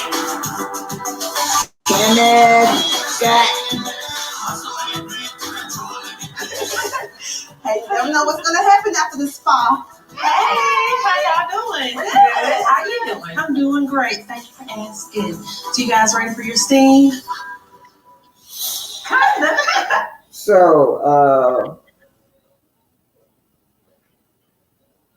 So did y'all notice? I'm gonna tell y'all what I noticed about this. She refused to talk about her whatever's going on with her family. She just refused. So if Nell would have came, Nell would have confronted her about some stuff. Nell probably would have confronted her. I ain't seen you since the event, since the barbecue. She would have balled that up. Tisha don't want nobody with her that's gonna bring that up. Tiffany. She don't want Tiffany there because Tiffany would have balled that up. So what do? They create their own little world, her own little delusional thing. But I say this to you, Carlos. You got rid of Destiny because you said she won't share her life. Why is these people different? We don't know nothing about Kimmy. When we say nothing about Kimmy, except for her man is a pervert. We don't know nothing about this chick. You don't really know who she is, the copy and paste queen. We do know that about her. Let's keep it going. You'll be ready when I get done with you. Okay, that's what I like. So I have a check. So y'all, this is disturbing. Maurice not even with her, right? And she's still carrying that whatever along. She could have chose this time to help other people, a cancer victim. There's a lot of stuff that she could do as a nurse. She could even talk about addiction. She's a nurse now. She could bring light on addiction and opiate. I'm sure, she gives medication. But all Kimmy is talking about is carrying on what Maurice wants her to. For some reason, Maurice wants us to see him as this macho man. And how would you I don't understand how Maurice would take this man and put this man, how Kimmy would take a man, a low life, like that thing she married, and put him around her son. Date today with Latisha, and today it's going to be a Yanni theme. This is my first time doing a Vaginals theme. I kind of just wanted to do some. So you girls, you ladies don't have nothing that's better to do to spend your money and teaching certainly well. You need to be saving up all your money, Tisha called. You got Zen Garden, and now you back in court with that blasting company. Y'all back in court for that now. But low key, try to help me out. Get my libido cracking. This is our steam room. Oh, relaxing. Oh, that's cute. Get her libido cracker. Y'all see how you. Child, that's enough of them. Hello, everybody. Hello. This is loaded. We got Maurice loaded. Maurice, I told y'all he need to give me a paycheck because everybody talking about him. He ain't never been talked about so much, y'all. We need that paycheck to be overnight to you. Well, welcome, everybody. Welcome. Hello, Cheryl. Hello, Kathy. How everybody doing today? Hello, everybody in the chat. Thank you for having me this morning. Thank you, guys. Okay, Pink, I'm gonna let you go first because you might start hurting and want to lay down. So you got something to say? Yeah, my husband just walked in and wanted to know was I still awake. Yeah, I told him I'm sleepy now. But yes, thank you all for having me and everything. And thank you guys for all the well wishes. I know I haven't done a live in a while. It's 6 days now it's been going on since I had my surgery and stuff. But yes, I'm Black Titanic. I'm behind you 110%. I'm 10 toes deep with you, okay? So when they come after you, I'm here. They're gonna have to come after me too. Right now, I'm here for you. But let me just say this: that Maurice, I don't know what you're talking about, Maurice. You just want to be. You just want everybody to talk about him. This is the most covered human since the show started because nobody ever talked about him. Only time we ever talked about him is when he talking about how he got to have it, roll over and take it and suffer through it. But that's the most. So you just give him your fame right now. Then after these 10 days, then we're gonna be on somebody else. But right now, you better make it for all you got. And then as for him talking about not naming people, man, you need to go sit down somewhere. It's he's so boring. He's making me fall asleep. He really got me sleepy here. Uh, he really got me sleepy. But I'm going to go ahead and let somebody else talk right now. I know I'm feeling, it's just hard for me to keep track of what I'm talking about. Okay, So, Pinky. but I'm here. Go I'm say not goodbye. leaving. Huh? Okay. Thank you, Pinky. You get you some rest. So just chill out. Chill out I'm now. still up a little bit. Okay, Cheryl. Hello, hi Miss Pinky. Hello, Miss Grand Toffee. Rising. It's Miss Sophie. Hi, Miss Sophie. Y'all trying to remember. Y'all trying to get your name. I'm sorry. Yeah. Hi, Miss Sophie. Oh God. Well, Maurice, for one thing, he's already threatened to sue before. He threatened to do that. He threatened to sue people before. He's all talk. He's all bark and no bite. He's the least relevant, as Melody say, the least relevant. Yes, he is. And at the end of the day, Sugar Mama will graduate from college and get married and have children before he get an apology, and he ain't getting one then. So he can forget about that apology in 10 days because he put himself. None of the Scots tell their life, and then they all ganged up on Melody. Well, Martel's flying monkeys, I might say, ganged up on Melody, trying to say she didn't have a good, a legit business and all this. So this is where this stemmed from.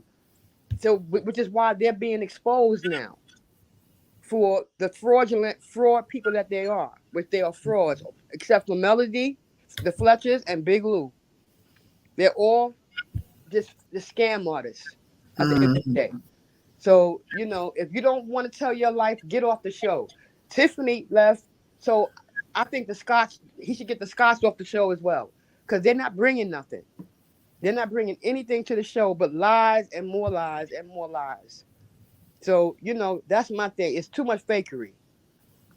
And I'm tired of hearing Kimmy talk about her for JJ. I'm sick of it. I'm sick of hearing about her for JJ. Now she's getting esteemed. It's just crazy. I'm just tired. She need to go too because she has a side chick mentality. She the kind of a side chick is a person who deals with anything a man dish out. No matter what he does, they stand by him. She has side chick behavior. For her to say Martel is a great guy and all this nonsense and calling him Mr. Rogers, Melody, and then she's gonna ask Melody why she wasn't invited to her ceremony because Melody said for friends and family. Kimmy's not a friend. She's an associate. Melody knows she's smart. She's intelligent.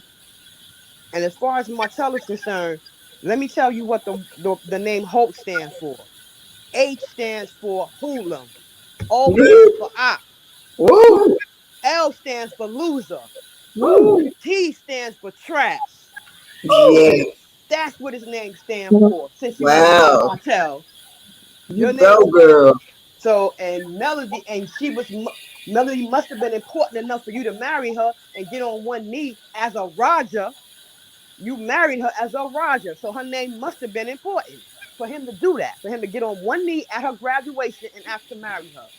Ooh. Period. So, Oh, girl. I am. Okay, Miss. And Okay, let me when get you talk Miss about respect, Sophie. you're not a man, so respect Right. don't apply to you. All right, That's that's right. it. Okay, Miss Sophie, what you got, young lady? Everybody. Okay, yeah. Can you hear me?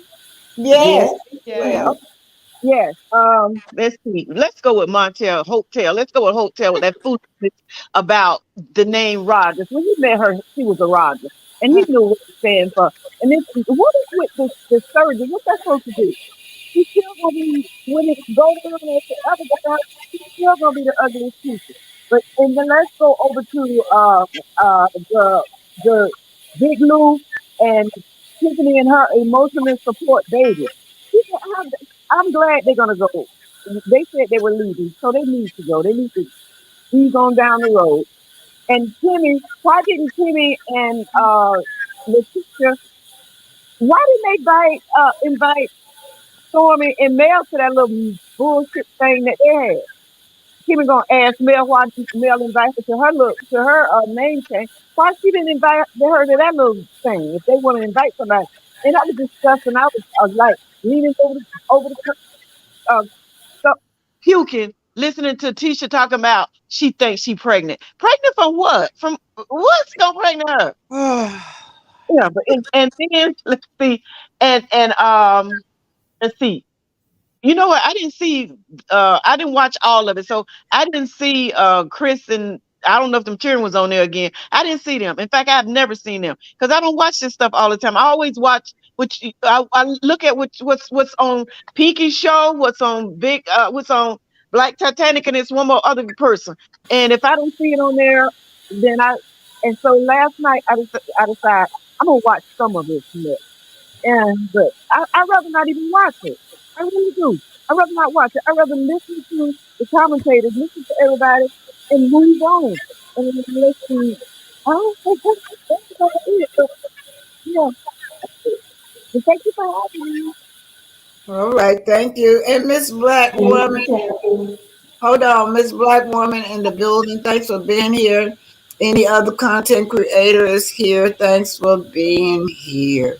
Y'all know, I think Black Woman in the building when she put that was that petition out. Oh boy, I read the petition. It was so funny. But welcome, Black Woman in the village. Now we're talking about Martell. How do y'all feel Chris should have handled it? I know Chris seemed like he got an easygoing personality, but there's times when we have to, let go of that. It depends on who we dealing with. I don't like the way Chris handled Martell when it came to his wife and his family. I'm with you on that, Black Titanic. I don't think Chris handled that well. He did Wait a it. minute, hold on. Somebody got something going. Y'all hear that? Or is it just me? Y'all don't hear nothing? Mm-mm. Okay, go on then. Just me.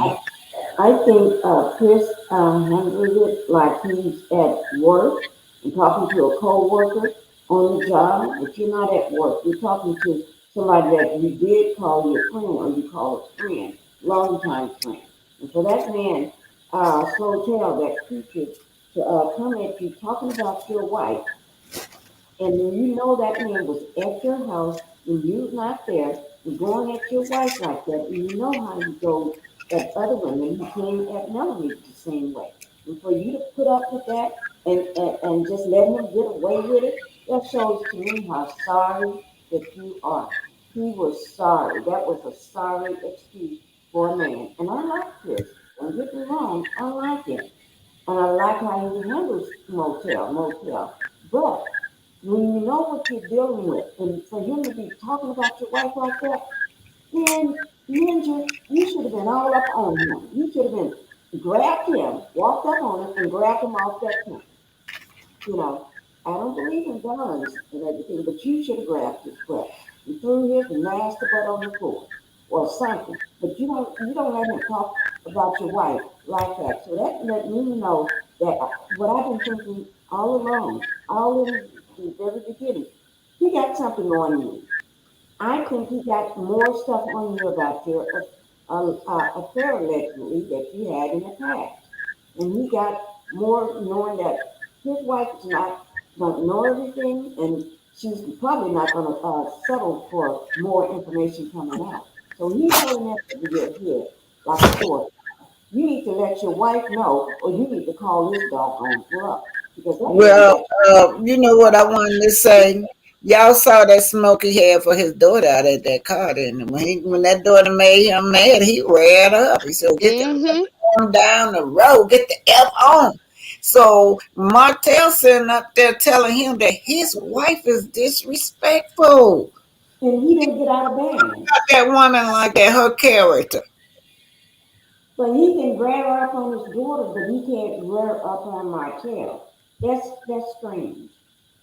That's Me strange. too. Wait a minute. Who said it sounds like something popping? I hear that too, but I don't know whether it's just coming from in this room or what.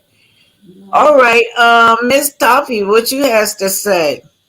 Okay. Like I said, I'm here in Florida for the holidays, and so I went to one of those events that my son. He's a frat brother. He's a cute. I Mhm. asked my son about this. Like I've been watching, that what uh what Hotel said with Chris.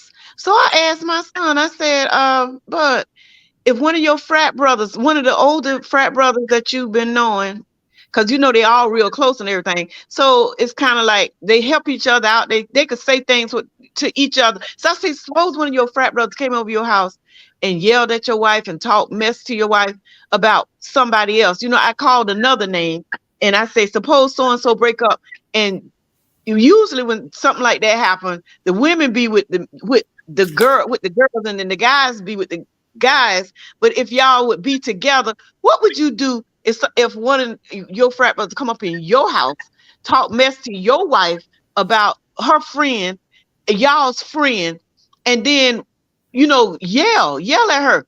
He said he put him on his back. He said ain't no ninja gonna come up in his house and disrespect his house, his wife out Yeah, his house. yeah. And he gonna sit up. I said, well, I be watching this stuff. He's like, yeah, yeah. And I told him, I said, well, one of them guys, and I said, it's an older guy, he gray hair. I say, he's an older dude, and him and his wife. This guy came up there. He said, and what did he do? I said, well, he said, they like sister and brother, they friends, and they, I don't think he really meant anything. He said, no, He said, well, he don't put him on his back. We'll talk about it, but he gonna let him know, man, you ain't gonna come up in my house and do that, not in my house, and talk to my queen like that. So I don't know. Chris might be an easygoing. I asked him, y'all got any easygoing brothers that let some man come up in their house and talk to their wife? That's No, y'all. I think that's too easy going. I don't like that. No. First of all, Martel wouldn't have got in the threshold. Soon as he came to the door, he would have had to step back. You're not allowed to come. That's one. You don't And you disrespect know, my wife. Hold it, brother, hold it, hold it. I hear something. Now I I'm don't gonna know. hold it, hold no. Cheryl gonna talk and everybody else mute their mic. Let's just try that. Okay, Cheryl, go ahead on. Yeah, he wouldn't have got over my threshold. First of all, you wouldn't have got in my house. That's number one. You wouldn't have got in my house. Number one. You you don't disrespect a man's wife. If you have something to say, you talk to me as a man. But we know Martell is not no man. It's just as simple as that. I think Chris, I know he's easygoing. I know Chris is not confrontational. He's a calm and cool, collected kind of man. But he got to put Martell in his place. Yes. Not talking nice to him and pacifying him. Stop pacifying this man. He's a grown man. Mm-hmm. Make him take responsibility and accountability for what he do. Stop Mm-hmm. pacifying him and feel you got to talk. If you could go out there and curse your daughter out, then you could have did. He could have did the same thing to Martell, and that's Yeah. your daughter. He talked to her. He talked to her like that. He should have talked the same way to Martell. He should talk to him the same way, and put his foot down. You don't stop going in women's faces. But one day Martell gonna go in the wrong husband's wife's face. And he gonna need real eye surgery, because that eye surgery, he ain't getting no eye surgery. He got Botox and fillers. Everybody know that. So he could kill that eye Oh, surgery stuff, looking he like a sure did bootleg. get. He Huh? did. He got him with Sheree. Right. He got Botox and Sure. fillers. He did not get no surgery. He was wearing them same dumb glasses when he was sitting in the car at Popeyes talking about melody this and melody that. Them dark glasses, looking like a bootleg Stevie Wonder. Please stop it. He need to go somewhere and go crawl back under his rock where he came from. He's not a man. So how can you ask for respect when you don't give it? You don't give respect, so you want respect. And Chris to sit there and let him just go on about his wife. I would have been up in that man's face. First of all, you wouldn't have got in my house. That's number one. Why would you even let him in your house?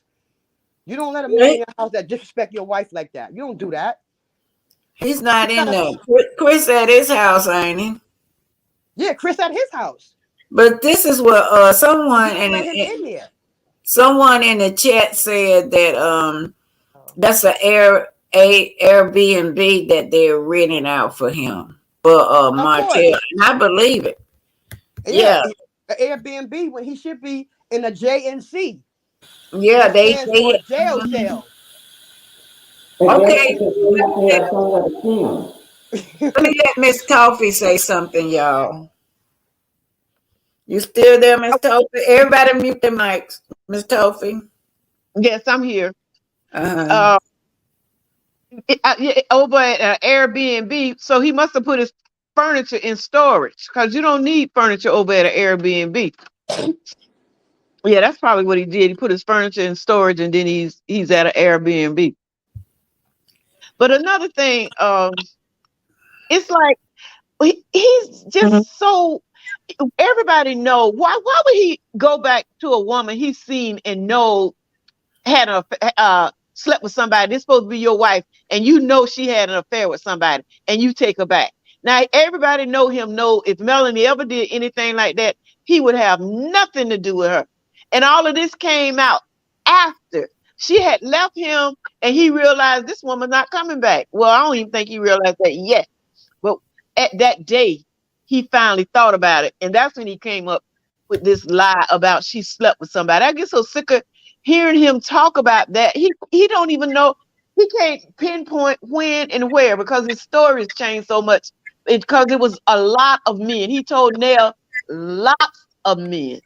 He just such a liar. I'm just so sick of him. And if Melody did cheat, good for her. She should have, because it couldn't have been me. He would have walked in on me with somebody. I would have made it known it's a new sheriff in town. He would have been known. If she did, so what? Good. She should have. She should have cheated again and again and again and again. I know she didn't, but she should have. That's how I see it. Please. Okay, She Pinky, should. you still there? Yes, I'm still here. Okay. Yeah, I agree with everything you all are saying, especially Chris. Chris just fell short as a man defending his wife, and is going to take the side of a narcissist, crazy, in my opinion, only my opinion, allegedly, crazy person. You don't take the side. I don't care how good boy y'all are. Boys stick together, men stick together, or y'all friends like sisters and brothers. Man, take that mess to somewhere else. We don't do that. You're just a sorry excuse, Chris, but I like you, but you're a sorry excuse for a man. And this is the same thing with Tiffany's husband, Big Lou, which I like Big Lou too. Big Lou, when Marceau and Martel came at your wife, whether she was pregnant or not, and no, I don't like Tiffany. Tiffany, I don't like you, Tiffany, but you should have came at them. You should have came at them full force. You should have been they should have both been on the ground, been knocked out on the ground. Everybody is giving Martell passes. I don't care whether you're coming from women, children, it doesn't matter. They're just giving him passes. And it's about time some man come up on Martell that's not afraid of him, that don't care what secrets or what blackmail that he got allegedly on them. They need to come up on him and say, F what you got on him. Nancy, you going down. I'm gonna knock drag him. He ain't got no hair, but drag him. Find something, drag him by one of those little pink suits or tight suits that he has on. And I'm tired of everybody giving this man passes. Well, let me see what Shirley says. Shirley said Nell didn't even say anything that should have upset Hotel. All she said is that she didn't believe Mel cheated. He became enraged. Now, Mary White said he slept with the peasant and many others during their marriage. Exactly. He sees no wrong with what they're doing. Shirley White, now this is Mary White said, again, Mary White continued talking. She said, he sure has he's vile and disgusting. That really describes him very good. But get this, love what black woman in the building said. That's right. Call him out on it, black woman. But the peasant talking about they have 3 rental property. Yeah, she said it, didn't it, y'all? Shaking my head. The lies they tell, and he tells stupid lies, and so does she. If he has 3 rental, why is he in someone else's rental? Now, for all of them, every last one came on that show say they dealing with real estate. And y'all, ain't nobody got no stable place to stay but Melody and now the Fletchers are on there, those two. The rest of Yeah, them. but if you're millionaires, why do you all have to rent places? Why are you all renting furniture? Why are you all staying in Airbnb? And what that don't make no sense. And you squatting all of this nonsense. This is not making no sense. So any content creator, you all need to look at this too. It don't make no sense to us. We know it don't make no sense, but they Right. expect us to be crazy and stupid and go along with the little prosper stuff that they're doing. It don't make no sense. If I you're am doing read this about Mary White. fine. Mary White said he wants everyone to believe Mel has cheated when he was the one cheating and allegedly have more outside and the one old, this was what got me, the old flea bag bed bug. Bad this year. Oh, she called her old flea bag. Oh, Jesus. Okay, Cheryl, take me on. Take me what you got to say. Oh my God. Well, Wait, I gotta steal that flea bag bed you bug. got I got to steal that. Now, and then she said, oh Yeah, "Oh, old you free old bag at the top, bed. old flea bag bed Yeah, bug." 'cause she ain't young. She old Old free bag. flea bag oh, flea bag. bed bug. Well, Okay, y'all. 3 properties. Well, Section 8 don't count. Sorry. Anyway, Lord Jesus. Section 8 and Section 6 don't count as properties. So anyway, Martel is full of it. Martel had been on a smear campaign against Melody. Melody have said it on her interviews. He will tell anybody who want to listen about trying to smear Melody's name and her brand. He even went to one of her best friends and was trying to talk against Melody to one of her friends. This is what Martel do. He want to isolate her from everybody, like Melody said. And then when she has nobody, then he's all. Then he'll feel she's all he got. I mean, well, he's all she got, and she'll come running back. That's why he's trying to turn the millimeters against her, turn everybody against her, trying to smear her name. That's what Knox do, because he's mad that she left him and is never ever coming back. And she sealed the deal when she gave him back that trashy name, Hope. So that's what's wrong with Martel. He gonna continue his smear campaigns, like Melody said. He will talk to anybody who want to listen about Melody. All he talks about on a regular 24 hours a day is Melody. This man is obsessed with Melody. Is he obsessed? I don't know when Martel gonna move on. I don't know. I really don't know. I mean, she's no longer whole. Then he says Melody's trying to destroy him. Why is he trying to destroy you? Why? Because she looks good. Because she's making money. He can't take how good she's looking. Yeah. He can't He take want that she's that making money. money. Huh? Yeah. He want that money. Right. He can't take how good Melody's looking out there. He cannot take Yeah. that Melody's looking good, making money. Yes. And it's destroying him right now. It's draining that demonic energy that he has inside of him. That's what it's doing. That's why he looks so bad. You know what, Cheryl? He's probably that demonic energy is coming out of him because you're right. Melanie looks so good, and he's and the fact that she's getting all this attention. Beautiful, everybody This loves her. Pinky got an echo. Pinky. I The do. echo is pretty bad right now. Oh, okay. Well, Yeah. guys, he's gonna lay low for a little while. Okay. Miss Go Tofi. ahead, Taffy. Miss Taffy or Tofi. He has he Montel had Hotel has finally realized what he has lost, what has slipped through his hands, because that's Mm-hmm.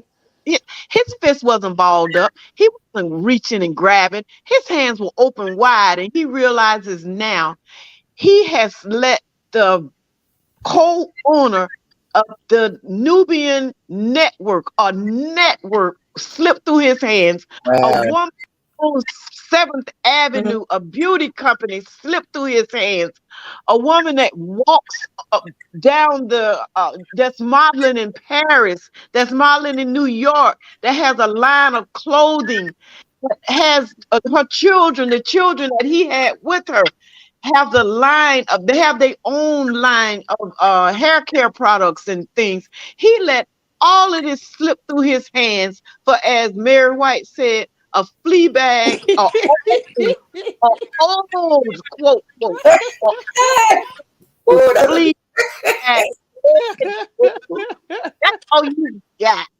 That's worse than a alley cat and a hood rat. That's all you got. He realizes he's lost. And He's then he made a junior out of it too. Don't forget y'all. Y'all got a bed bug junior running around too. Oh, yeah. little Chucky. Okay. And then he gets to where he would say how Mel hurt him, trying to hurt him and destroy him. And he don't even realize, what did you do with this old Fleabag bed bug? I saw this, and this you said the flea had a tick. I saw the tick. My goodness. The old bed bug flea bag, the old Okay, Mary, you just started something. that destroyed and hurt her. I mean, you had a whole child on this woman, and all she's going back to where you found her, and now you'll see the progress. You found her as a Rogers, and as a Rogers, look how she has spread. She like a phoenix. She has rose up out the ashes that he and that old flea bag bed bug burned her. He rose up out the ashes, and he realizes this now, and he don't know what to do. Yeah, he's lost. He's really lost because he can't move forward. And then with I think it's so ridiculous as how these so-called multi-millionaires own what? What do they own? And when you're a young person getting married, the first thing you want to do is purchase a home. Yeah. And then move up and move out and move forward. They don't even have a home that they could call theirs. Purchase a home. I don't even think they have cars that they could actually say they're not doing a payment on. They own absolutely nothing but the dirty drawers they had on last week. That's about all that they own. Oh, it's just ridiculous. That's how you can't own. Why you ain't owned nothing? and you a multi-millionaire, and you don't own anything. Anything do you own? Maybe some of them name brand shoes, and you might own a purse that might be real, but you can get them from Temu and everything else. But you know they don't own nothing. It's just horrible. Y'all hold on, Miss Topher, but she said. Miss Kathy, you went off. You went off, girl. Every wife said that's baby tick. What she said? The flea bag. Flea Miss bag. Kathy, you need to do a book. Who they own? How you be a millionaire and don't own nothing? Mary White go in the corner. Write a Mary book, Miss White. Kathy. Hold on, y'all. Hold on. Let's just establish this now. Baby tick. Baby tick, y'all. Baby, they had a baby. Oh, Thank you, Mary bad White. bed and Roach had a baby. And the baby. Baby tick. We got a baby tick. Oh Baby my tick. goodness. She's a baby Martel tick. is Roach. Martel is Roach. That's what Oh, Carson he's Blue definitely a named cockroach. Roach. He's She's definitely a dead cockroach. bug, and then we got a baby tick. He's definitely a Mm-hmm. cockroach. He's definitely a cockroach. That's for sure. He Baby definitely. He said tick. A baby big tick. one too. Y'all know Baby, tick. yep. A big tick. A mean tick. Tick, Mean baby tick. Mean Baby too. tick. Baby tick act just like his daddy, don't it? Y'all like to Yeah, fight. just like his dad. He's a Out of boy. control. Hmm. Yes. Please. Miss Kathy, we're gonna that's gonna be a neat book. How to be a millionaire and don't own anything. You broke. Mary White, you don't never want to come on. I sure wish you come up here and say some of this stuff. Yeah, come up, Mary White. Come up. Come Mary on, White. baby. Come up, mama. But what made me say they can't afford nothing and don't own nothing? Ooh, That's Lord, right. that's gonna be a book. A bestseller. Absolutely nothing but a bunch of bills. That's all they own are those bills that keep coming to their house. They don't own nothing. How you a multi and then old uncle? Did y'all talk about them chitlins? Oh Chitlin Lord. Oh Lord, Lord please have talk mercy, about it. Jesus. What do y'all Chitlin think dressing. about Maurice, y'all? Let's get on Maurice. What do y'all think about Maurice? Okay, I'm gonna start with you, Miss Topher. Okay, Marie, Uncle Festus. It just like Mr. said, this is what he thinks is going to pull him. What it pulled him out.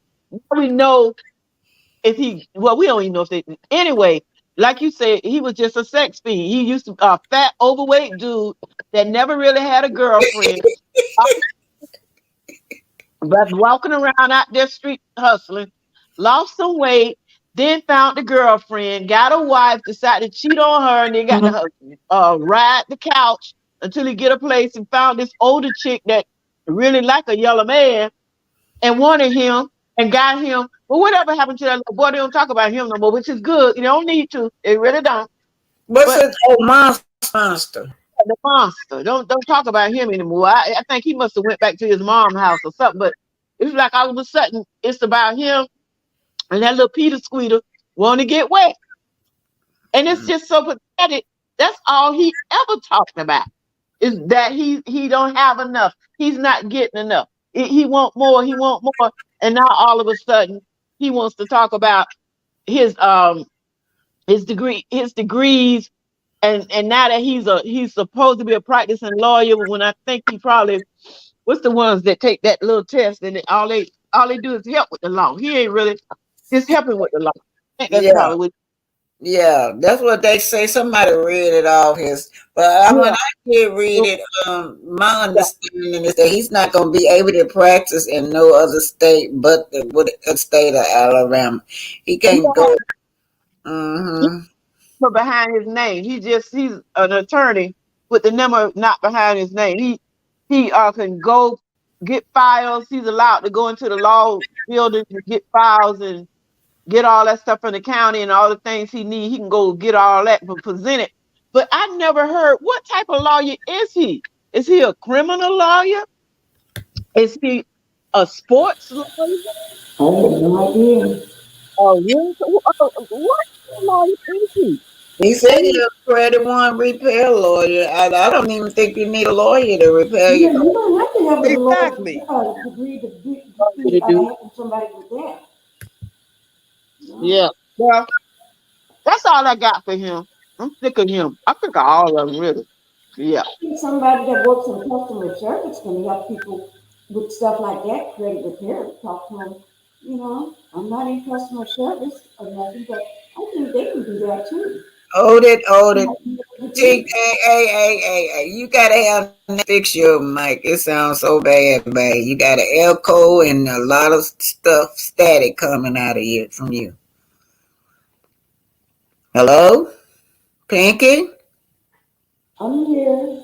Yeah, you got an echo and a lot of static Okay, in let your me mic. drop down and then I can try to come back up. I drop down. Okay, Okay, thank you okay, guys. Cheryl. Please, Maurice is a couch potato. I don't know where he got his law degree from. Maybe he won it in a raffle or something. I don't know, a raffle contest. I don't know where he got his degree from. But at the end of the day, he ain't fixing nobody credit. You don't need a lawyer to fix your credit. Period. There's plenty of places where you can go and get your credit fixed. You don't need a lawyer for that.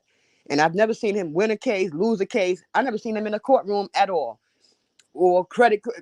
People are saying that he messed up their credit, trying to help their credit. He messed up their credit. So he's just to me. And then he's not. He don't have no sex appeal because no woman wants a man with a bigger ass than them, with a bigger butt than they got. They all just fake and just a whole lot of fakery going on with Maurice the Scots. Period. I don't think he's a lawyer at all. I honestly I don't believe he do any law other than sit on that couch, wait for Kimmy, and I think Kimmy is the one taking care of him. He ain't got no money coming in. I doubt it. Did y'all hear him read off? He said that he was I want to read that to y'all. He said he had a lot of cases, y'all. And he said he got cases all outside of not just in Huntsville, all outside of the states. That's what he said, y'all. Did y'all remember him saying that? Yeah, I heard him say that. I'm like, Heard him say where? he was working with these cases. He ain't got them. He was working with somebody, finding the paperwork and doing all that stuff with them. I can't even think of the name. What is that thing called? A Yeah, paralegal, like a paralegal, like. yeah. Yeah. He like a step ahead of paralegal because they neither one of them got no number behind their name. Well, he calling himself an esquire, but yeah, he worked with these case. He worked on these cases. Yeah, He was working with somebody because like they even showed someone looked up. Excuse me. Someone looked up. It's somebody with a real license with a number behind it. I think they said that works in our office with him if he is in an office. Yeah. Okay, let me tell y'all what I did. I went over there. It's 1580 Sparkman Avenue, and I really recognize that as being the part these apartment off of Sparkman, off of Bonnell Drive, where my brother used to live in those apartments. So I just had to go see. I'm like, well, when did they turn them apartment to office spaces? I guess over there things done changed a lot. Everything is just old abandoned buildings, all boarded up. Now that front part right off the freeway looked like they did had once upon a time made it out of offices. But every last one of them is boarded up. And it's like a ghost town up in there. I went and I filmed it. I didn't bring the film with me. I filmed it. There's no united legal team there. None whatsoever. It's like a ghost town. No office space. None of those office buildings are open. Now that was maybe about 4 months ago. So I ain't checked since about 4 months ago. It was abandoned over there. So I just want to tell you when you say that about if they got an office space, that's that United Legal is who he claimed he working in the office with, who he claimed the other man has a license.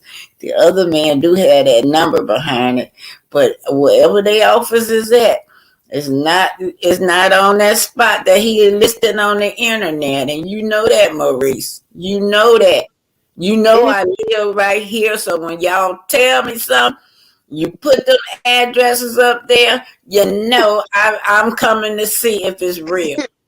That's a shame that they would do something like that, and it probably overgrown, and it's probably been vacated for more than 6 months.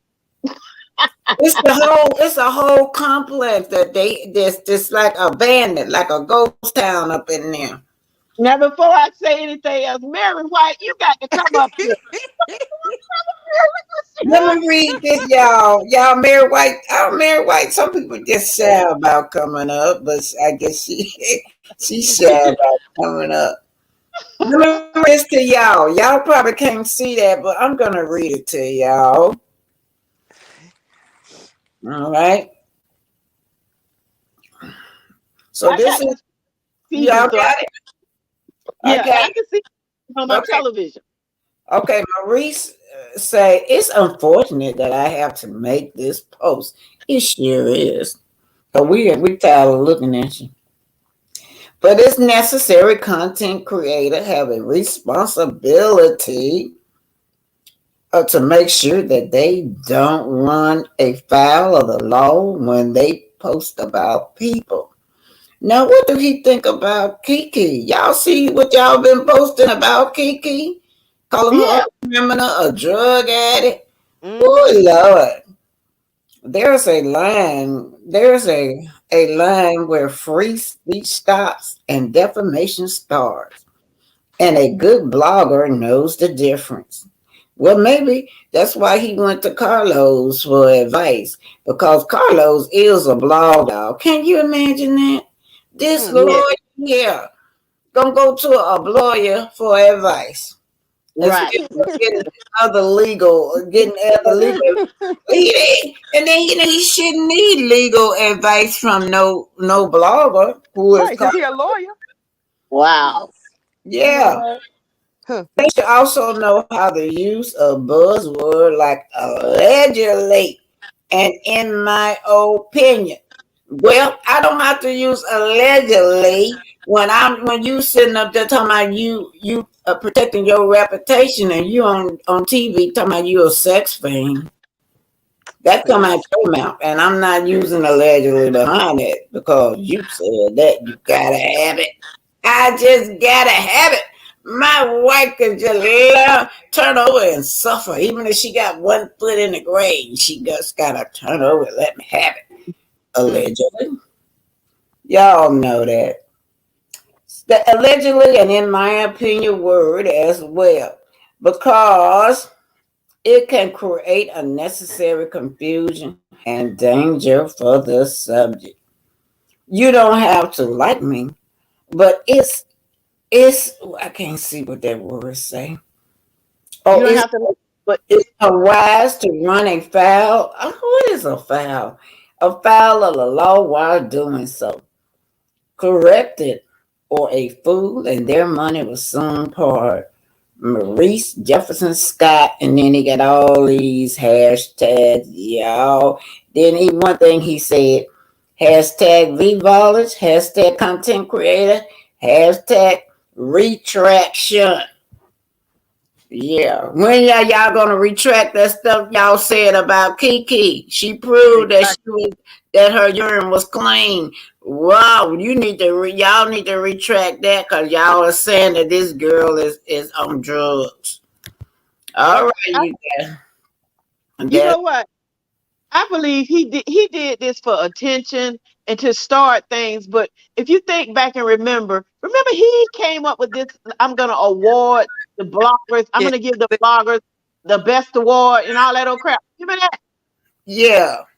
It Yeah. would start confusion between the bloggers and things. And Mm, this is what he's doing now because you got bloggers probably everybody trying some people say they don't know who put it out. Some people said that different people put it out, so like they trying to figure out who put it out. Then they said you put it out, like Titanic, you were the one responsible. You said you put this out months and months and months ago. It's like, why all of a sudden this weirdo now he found it, and it's been out for quite some time. He's trying to start some more friction. This is what he do. He starts things, and this is what he's trying to do.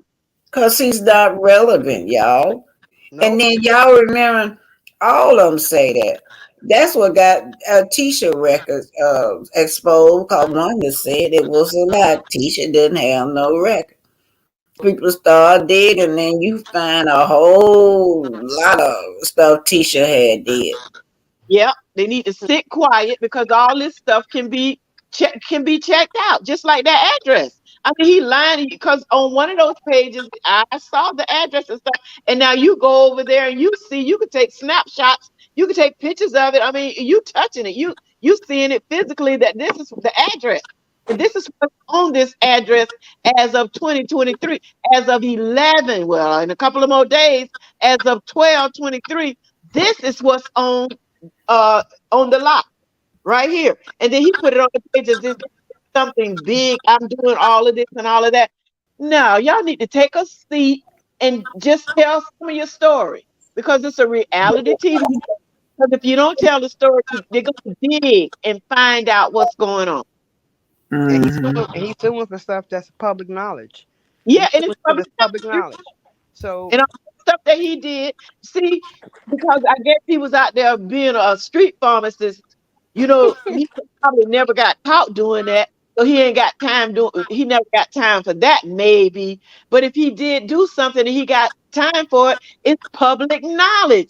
And you upset because somebody's going out looking for it. And every time you go in there and try to expunge it, all it does is bring it back, bring it forward, and somebody else comes see it and open it back up again.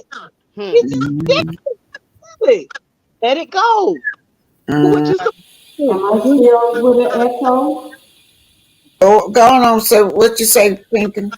Okay. I hope I don't have an echo since I dropped in and came back up. But yeah, this information that Maurice is talking about, well, I'm going to say that man that's named Maurice allegedly in Kingdom. Because we don't know, but this is the person that made that lie. Now, all this information is public knowledge. Uh, it's not like somebody came from the courthouse and gave it to the bloggers or whoever may have it. This information is public knowledge. And if it's not him, he don't have nothing to say. He shouldn't right, be about talking about it if it's not him. You know what I mean? right. Because we may be talking about somebody else. Oh, it's still too. It's pretty, but Pinky. Oh no, it's too much echoing, too much static, Pinky. Okay, I'm gonna go ahead and mute. Okay, since I'm I'm getting ready to close anyway. so I won't mess it up. Okay. Anyway, love you. Anyway, love you, Pinky. You got a lot of strength, Pinky. Love you. Okay. Bye bye, guys. Bye bye. Love you too, Bye. Miss Pinky. I'm getting ready to close anyway, y'all. It's over 2 hours. Oh boy. It's over 2 hours, you guys, and thank y'all for being here. But y'all be looking for that video. I got it. I just gotta go through my file and put it up. Y'all make sure y'all push like when I put it up. The ones over there off of Sparkman Drive where his United supposed to be at. So if he was a real lawyer, why would he need to be in the office with somebody that would have a license then? He has to be in there with somebody that has a license. Right. He working under the person. Yeah. I wonder. I'm wondering. Well, all right. Nice hanging out with you guys. Thank you for having me. You guys have a wonderful day. You too. Come back again. I will. Bye now. Bye. My name is Kofi and Cheryl. You got something to say? I'm putting it hanging on up. No, that's it. I'm gonna go down. Thank you for letting me come up, Miss Black Titanic. Thank you. I give everybody they shout out. I love all of y'all. Love you. Y'all know Pinky got a lot of strength. Ain't no way in the world I'll get out of surgery and be sitting up here. She got a lot of strength. Yeah. You hung on in there though, Pinky. You hung on in there. Yeah, I didn't think you was gonna be able to have the strength to sit up like this, y'all. Yeah, cause y'all know I had surgery before myself, so I know how it is post-op. It's just dealing with that pain and that immobility that you have to be with. Oh, black woman in the building said every time Mary White say sugar draws. Oh my God. Mary White, please get strength one day and come up and bless us. You need to bless her. I just love Mary White. She knows she ain't lost for no word. Hey, Mary White, you need to go toe to toe with my soul. I bet you'll tear my soul up. My soul think he got the gift of gab, but he ain't met you, Mary White. What she call them? Sugar draws. Sugar draws. Who is sugar draws? Sugar draws is all. Any one of them could be sugar draws, y'all. Okay. All right, y'all. I'm finna shout everybody out. Now, look. Thank everybody for the cash app. I don't. It just come up on my phone somewhere, y'all. But thank y'all for the cash app. Let me see it. Yeah, thank y'all for the cash app. Some made me super sticker. I thank y'all for that. I really appreciate y'all. So while I'm just gonna, I think I'm gonna leave at the end of the week, y'all. I'm down here called Bro in the hospital. So I'm gonna, when I hang up, I'm going to sit with him all day today. Y'all know how it is when I'm up there at the hospital with Bruh. Anyway, y'all, I think I got a little video. If I didn't, love you, BT, love you, Cheryl White, Mary White, Sugar Draws, Miss Joyce Mal, Pinky, please take care of yourself and rest. Love you.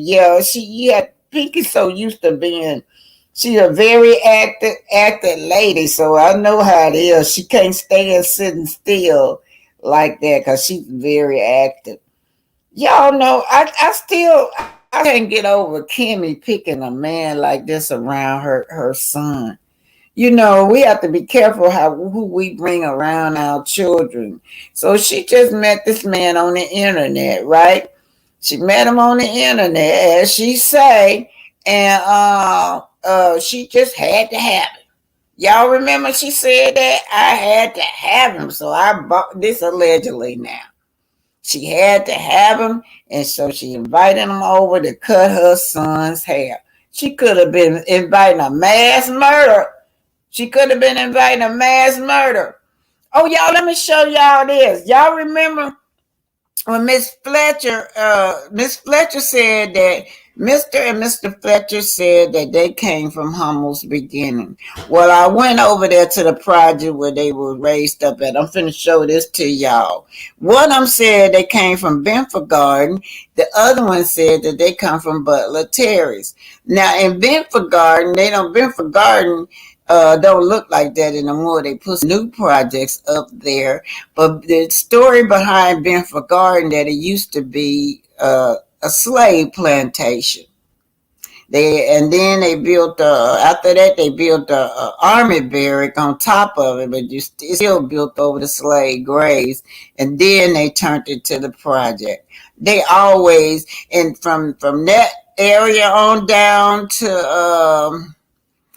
all, all the way down to the Redstone Arsenal. They built on top of slaves, y'all, on our ancestor graves. Those built. But let me show you this. Let me put this. See if this is Butler Terry. Now around there, that's where all the homeless people live at too. Grand Rising, everybody. I'm actually up early this morning. I am in. This is called Butler Terrace. It's across the street from Benford Garden, you guys. Now, if you notice over there, that's a field. That field over there, the houses, some of the project we tore down, right? The big building right there, it's a senior citizen building. That's when my mama passed from that building. And right over here, you will have Butler Terrace. Butler Terrace. This is called Butler Terrace. This is where I know one of them said, Chris said he come from Butler Terrace, or Miss Fletcher did. They have came a long ways. That is so encouraging to know that if you work hard, you can work your way out of any circumstances, right? This is Butler Terrace right here. And right here is, this field right here is where they done tore down a whole lot of projects. Butler Terrace. And a lot of these people, be career. They be career into the projects. I know this because grandma live across the street. You got your cousin down the road. You got auntie around the block. And then the grandkids grow up and the great grandkids grow up. And a lot of them would be generational. I'm show y'all right here. That's right there. The best food in town. That black woman in there could cook, y'all. But anyway, yeah. So, and just behind Butler Terrace, you guys, is called the Stove House, where Martel had his event, and where mostly all the events that be on Love and Marriage Huntsville is taking place right behind the projects. I don't know if y'all remember that project is in the northwest area. Those are the areas where they promise book bags and pencils and all of that in the northwest area for the underprivileged kid, which ain't got it yet.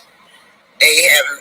If they do, they need to come up and let me know, because the people in the neighborhood are complaining that they claimed that they were doing stuff for the community and nobody haven't seen anything. Y'all collect money, y'all collect funds for the poor people in this community, and say that y'all doing it and don't do anything for the community. But anyway, you guys, that just was trying to show y'all where they come from. Humble's beginning. Butler Terrace and Benford Garden, they both cross the street from each other. Like I said, Benford Garden did not look like, see, y'all can see that stove top right there. Stove house. Yeah, stove house right there. I'm gonna ride over there, y'all, so y'all can see. I changed my mind. I feel like getting off the freeway, but anyway. That was, let me see if now this is. So this is Benford Drive. Benford Garden. I think this is where Chris said he stayed at. Okay. This one used to be a slave plantation.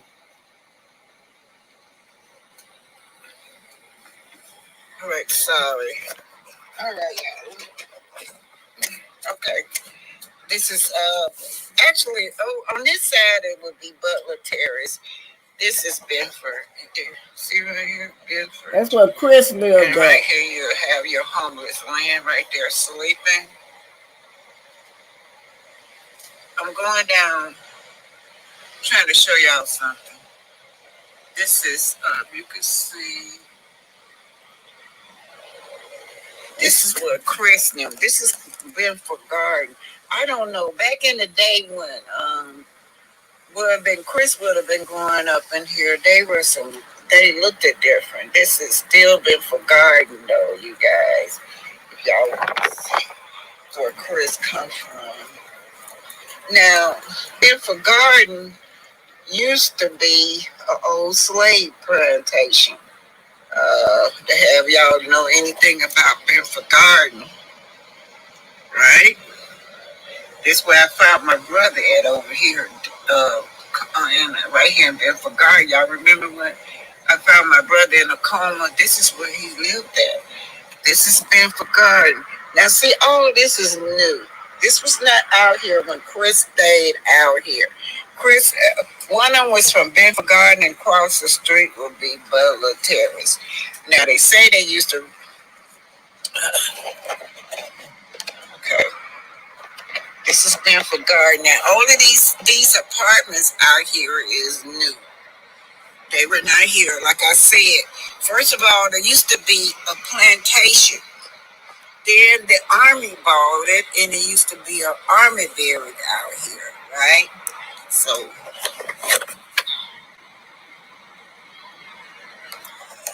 okay, y'all got the idea of it.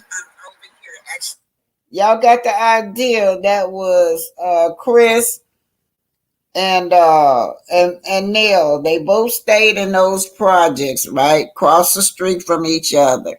And that goes to show you that it ain't where you come from, it's where you're going, right? So I can imagine like Chris was staying out there in the project during the time, he didn't have it.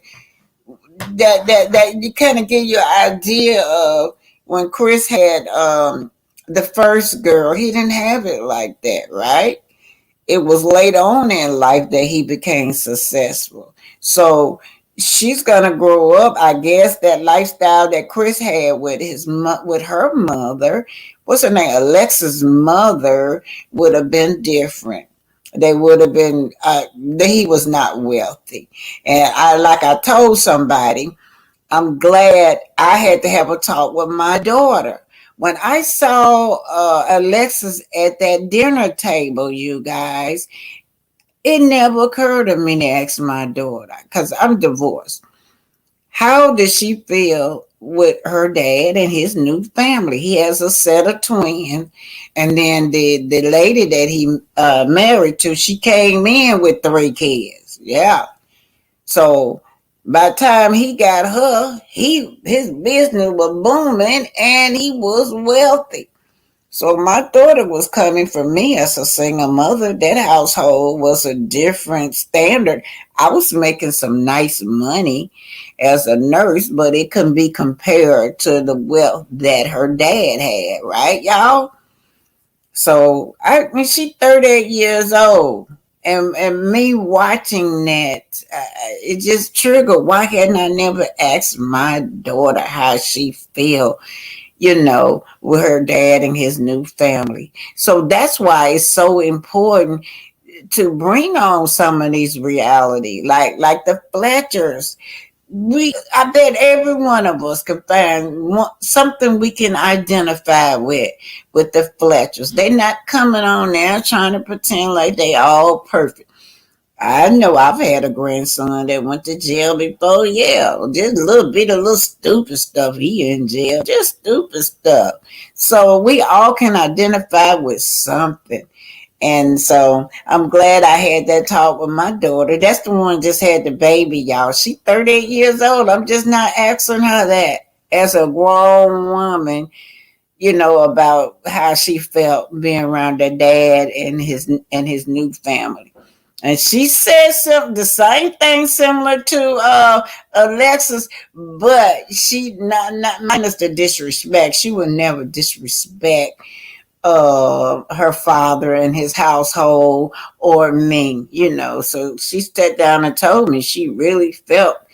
I could give y'all one example. She said would be like, Dad give me $500 to go shopping when I was a teenager, and the wife would take it, give her $100, and she keep the other $4. So I'm like, you just not telling me this. I was getting pissed off, but that's just how she's seen it. And I probably could ask his wife. His wife probably won't even remember none of that stuff. But anyway, you guys, thank y'all so much for being here. Thank the Fletchers for bringing a reality to the screen, because it really helped me. It opened my eyes to why haven't I talked to my daughter? If my daughter is feeling a certain kind of way, I want her to vent to me, and she needs some help or behind just being forced into another family. She was just forced into it. So y'all know that when we are getting divorces, it affects our children. Can y'all imagine how the kind of stuff that Martel put his kids through? They already undergoing emotional trauma from the divorce period. And then Martel, he gonna add what? He gonna add his old stupid personality in it. He got the flea bag in it. He got the baby junior tick in. He got so much stuff going on that these kids have to deal with, y'all. So I'm praying for Melody. I'm praying for her children. And I want to thank each and every you. Thank you, Pinky. You did a great job, Pinky. You hung on in there. I appreciate you. Joyce Meyer. I'm saying hi to you.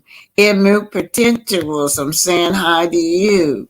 Mary White, the VP of the night is Mary White. Charlotte said Martel needs to get over himself. I realize she's done. She gave him what he thought he wanted, so he needs to get a job and take care of his kids and get him some serious counseling. He just Martel is a lot, y'all. Hey, Brenda Gray said, every much so in the South, our ancestors. Cheryl Howard speaking to Pink and said, take it easy, mama, and get some rest. Hey, Gwen Davis, Black Titanic. Look at True T post she made about Maurice.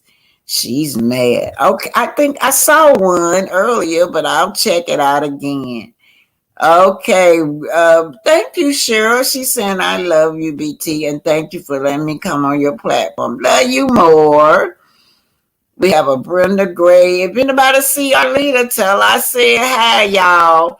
Joyce Miles, Cheryl Wood, Mary White Sugar Draws. Mary White Sugar Draws.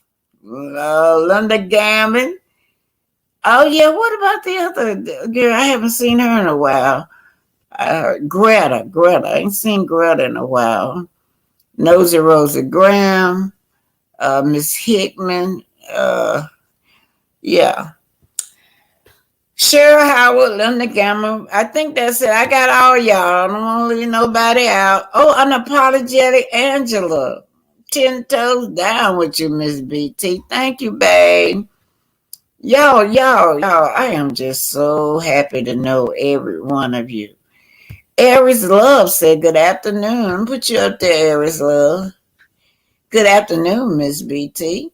Pound away in chat. Maurice and the rest of the Scots need to prove what the claim they do on the show. Because we don't see it. Sorry, Ninja. You know what? They sure do. He need that. Well, yeah, everything that we see on the show, y'all need to prove. That's right. Prove to us that you still got that car, that Reno. They said Kimmy bought that car. Mary White said he can't even go into court because he's a certified paralegal because he can't work on his own. He has to work under a licensed attorney. He's a certified paper pusher. That's right. All them liens his brother got. He should be able to get him out of there, y'all. Okay, black woman in the building, but the person talking about they have 3 rental properties. Yeah, she sure did, black woman in the building. Yes, she did. Scorpio MZ. I'm sick of him too, caller. Shirley. Hey, Shirley. Shirley said hotel has money to get bags removed from under his eyes, but I bet he doesn't contribute money towards Mel's kids' tuition and health care costs. You already know that.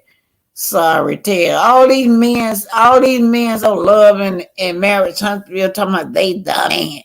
They the man, and the women's supposed to be submissive.